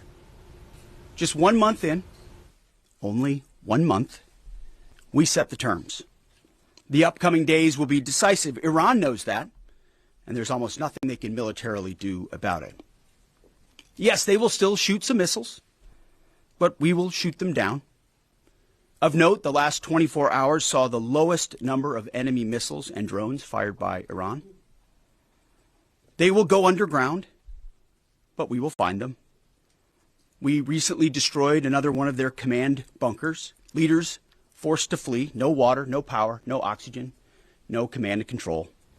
Their faith in their caves diminishing. China and Pakistan will strengthen cooperation on the Iran crisis, Beijing's foreign ministry announced as Pakistani Deputy Prime Minister and Foreign Minister Ishaq Dar visits the Chinese capital. The two countries aim to coordinate strategic communication and advocate for peace, reflecting their all-weather partnership. Dar's visit follows his hosting of Saudi, Egyptian and Turkish counterparts to discuss ending the Middle East conflict sparked by US-Israeli strikes on Iran. Concerns are rising over regional stability and shipping through the Strait of Hormuz. While China remains a key partner of Iran, it calls for a ceasefire, and Pakistan has offered to host talks between Washington and Tehran. Indonesia has announced fuel rationing and ordered civil servants to work from home 1 day a week as it seeks to conserve energy stocks amid global price hikes due to the Middle East war. Coordinating Economic Minister Erlangga Hartarto said in a virtual press conference from Seoul, the government will regulate fuel purchases with a reasonable limit of 50 litres per vehicle per day, adding that civil servants will work from home every Friday. The Southeast Asian archipelago is an oil producer, but nevertheless a net importer. The government has doggedly defended the subsidy, with that US dollars 12.3 billion represents about 5% of the total annual budget for 2026 for the country. 2 Indonesian peacekeepers were killed in an explosion in South Lebanon on Monday, bringing the death toll to 3 after another was killed in a separate incident the previous day. They were the first deaths among the United Nations peacekeeping force in the new war between Israel and Lebanese armed group Hezbollah, which erupted on 2nd of March. The incident on Monday also injured 2 Indonesian soldiers when an explosion of unknown origin destroyed their vehicle in Bani Hayyan, according to the UN interim forces in Lebanon, UNIFIL. UNIFIL said it did not know the origin of the projectile in Sunday's incident and has launched an investigation to determine all of the circumstances. UNIFIL is stationed in southern Lebanon to monitor hostilities along the demarcation line with Israel, an area that is at the heart of clashes between Israeli troops and Iran-backed Hezbollah fighters. The European Union has demanded an investigation into attacks on United Nations peacekeepers in Lebanon after 3 Indonesian troops were killed amid fighting between Israel and Hezbollah. India has declared itself free of the Maoist insurgency, with Home Minister Amit Shah telling Parliament that the country is now free from the rebels known as Naxals. The announcement marks the claimed end of a decades-long conflict involving Maoist groups that operated across central and eastern regions of the country, posing one of the country's most persistent internal security challenges. को नक्सल मुक्त करेंगे। मैं पूरी व्यवस्था होने के बाद देश को भी सूचित करूंगा, मगर मैं ऐसा बोल सकता हूं, धड़ल्ले से बोल सकता हूं कि हम नक्सल मुक्त हो गए हैं। ऐसा कहने में कोई तकलीफ नहीं। Myanmar's military leader Min Aung Hlaing has been elected vice president by the country's lower house, according to a live parliamentary broadcast, a move that positions the junta's chief closer to formally assuming the presidency. He secured 247 out of 260 votes in the chamber, consolidating his grip on power more than 4 years after heading the 2021 coup. The development is widely seen as part of the military's effort to institutionalize its rule through a controlled political process, despite ongoing conflict and international criticism. The vice presidential appointment is a key step in Myanmar's constitutional framework, potentially enabling Min Aung Hlaing to transition into the presidency while maintaining authority over the military-backed administration.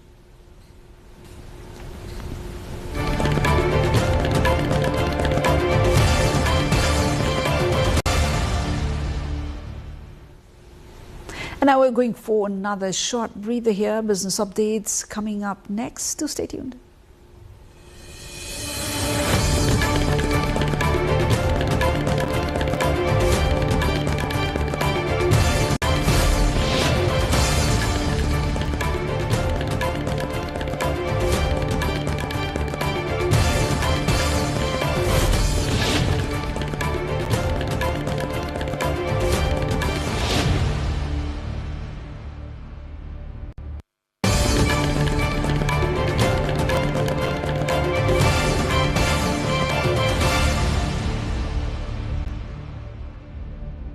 G7 economy and finance ministers have said they stood ready to take all necessary measures to ensure the stability of the energy market as they tackle the economic consequences of war in the Middle East.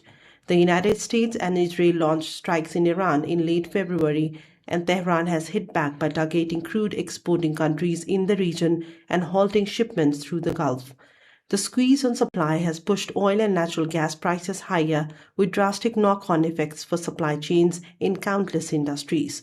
The G7 ministers also called on all countries to refrain from imposing unjustified export restrictions on hydrocarbons and related products.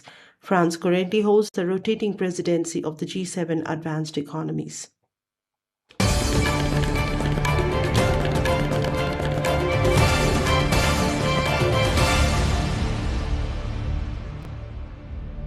The Japanese government is launching efforts to ensure stable supplies of oil-related products amid growing concern about the impact of the Middle East conflict on them. The oil derivatives include naphtha and are used in a wide range of industries such as healthcare and farming. The government will seek to diversify procurement of medical-related products, including plastic items used in dialysis, syringes, gloves, and aprons. Japan currently obtains many of them from Asia, but will look for other sources around the world. Plans are also being drawn up to ensure transport operators, manufacturers, and farmers and fishers have sufficient fuel. Japanese Trade and Industry Minister Akazawa Rosei said Japan has sufficient crude oil overall, but there have been imbalances in supply and clogged distribution.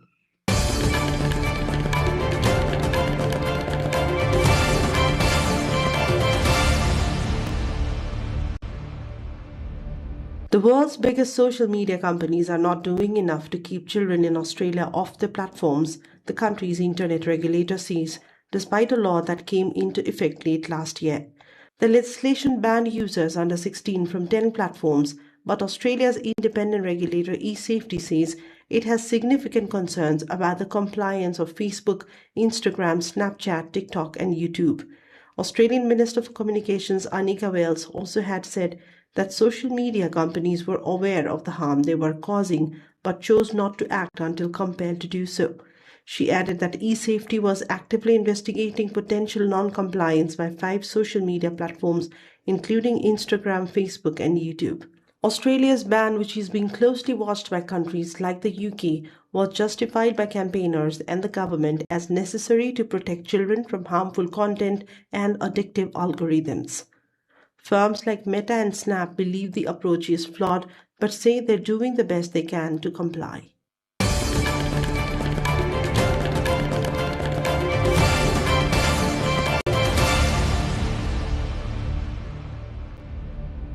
Microsoft Corp plans to invest $1 billion in Thailand over the next 2 years to build cloud and artificial intelligence infrastructure, executives said on Tuesday, as the Southeast Asian nation seeks to become a regional digital hub.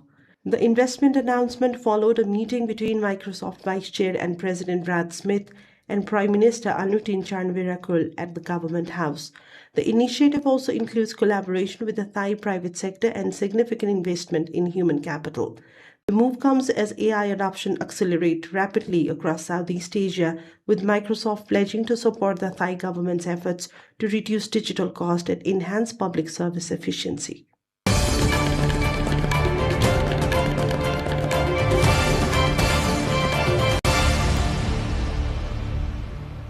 On to our sports updates now.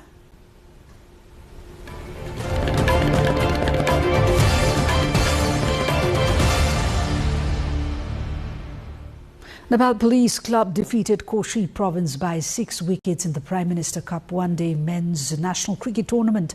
Chasing a target of 163 runs at Narayani Cricket Ground in Birganj, police reached 165 runs in 33.5 overs, losing 4 wickets to secure the win. Captain Arif Sheikh and Rashid Khan led the victory with unbeaten half-centuries. Batting at number 6, Arif scored an unbeaten 81 runs, while Rashid, coming in as the 5th batter, made an unbeaten 73. For Koshi, Bipin Mahato took 2 wickets. Earlier, Koshi had posted 162 runs in 42.5 overs after opting to bat first, with police bowler Dinesh Kharel claiming 5 wickets. With this win, police have climbed to the top of the table with 7 points from 5 matches. Madhya Province and Trivandrum Club in 2nd and 3rd place, respectively, also have 7 points each, having played 1 match fewer. The tournament features 10 teams, including 3 departmental sides, and the winner will receive a cash purse of 1 million rupees. Mexican President Claudia Sheinbaum met with FIFA President Gianni Infantino at the National Palace in Mexico City to review preparations for the 2026 FIFA World Cup. The meeting focused on coordination efforts for the tournament, which Mexico will co-host with the United States and Canada, including infrastructure readiness, security planning, and organizational logistics. The 2026 edition of the FIFA World Cup will mark the first time competition is jointly hosted by 3 countries. Authorities are under pressure to ensure timely delivery of upgrades and meet international standards ahead of the expanded 48-team FIFA World Cup, which is expected to draw millions of visitors across North America. A judge in Buenos Aires has formally accused Claudio Tapia, president of Argentine Football Association, AFA, along with 4 associations or associates rather, of tax fraud, according to a court ruling. The court ordered Tapia to stand trial on charges of misappropriation of taxes and misappropriation of social security funds, and mandated the seizure of approximately $250,000 as a financial guarantee. Tapia, who has led the AFA since 2017, is also linked to a broader investigation into alleged financial irregularities within the organization. The case marks a significant legal challenge for one of the most influential figures in Argentine football administration.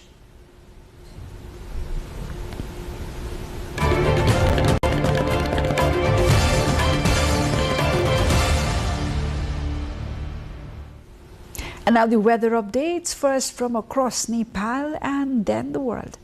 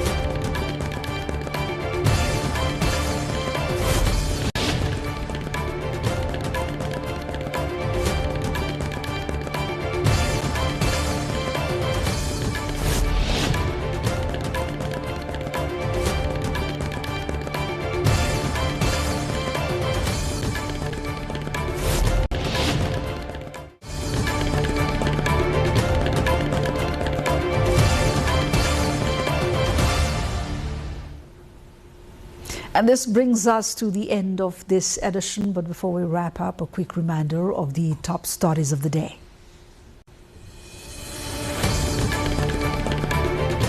Prime Minister Balendra Shah discusses provincial progress with Sudur Pashchim lawmakers, commits to strategic projects.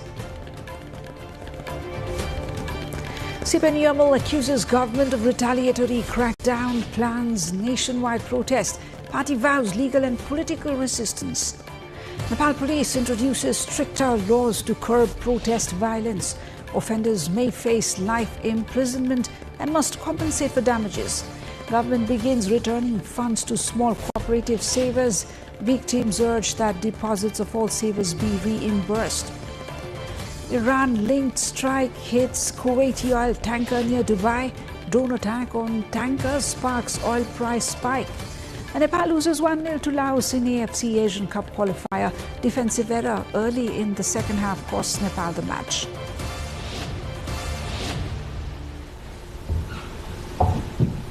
And that's it from News Hour. Do join us through our social media handles and get the latest from our official website, nepaltvworld.com. I'm Shivani Thapa, Bossnet signing off for now. Thank you for joining in. Have a wonderful evening ahead.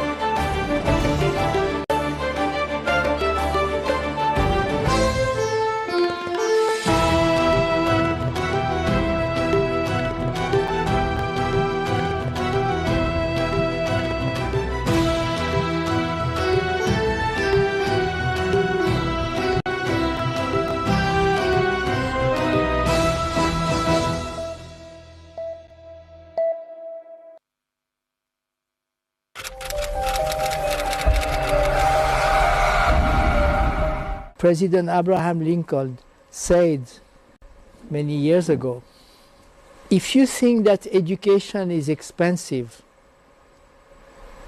how much ignorance do you want to finance? Right. Many of these economists now, they have a tech-based startups. And these tech-based startups, for them to even ideate and progress, you need ideas, you need people who have the experience as well as resources. I think that's exactly the space where you are an advantage. So I think Nepal should see this as an advantage and then think innovatively. You don't have to follow other country. You find what works for you, but goal is to make sure that is multiplying. We are forgetting investing for the future. We are just handling the present illness, present poverty, present situation, somehow trying to manage it. But at the same time, that's where the vision comes in. The political or our people or the government, they also have to invest in future. They have to keep an eye on the future. Our strategy is not producing job seekers, but producing job creators. That's our fantastic. motto. The university is producing job creators, not job seekers. Fantastic.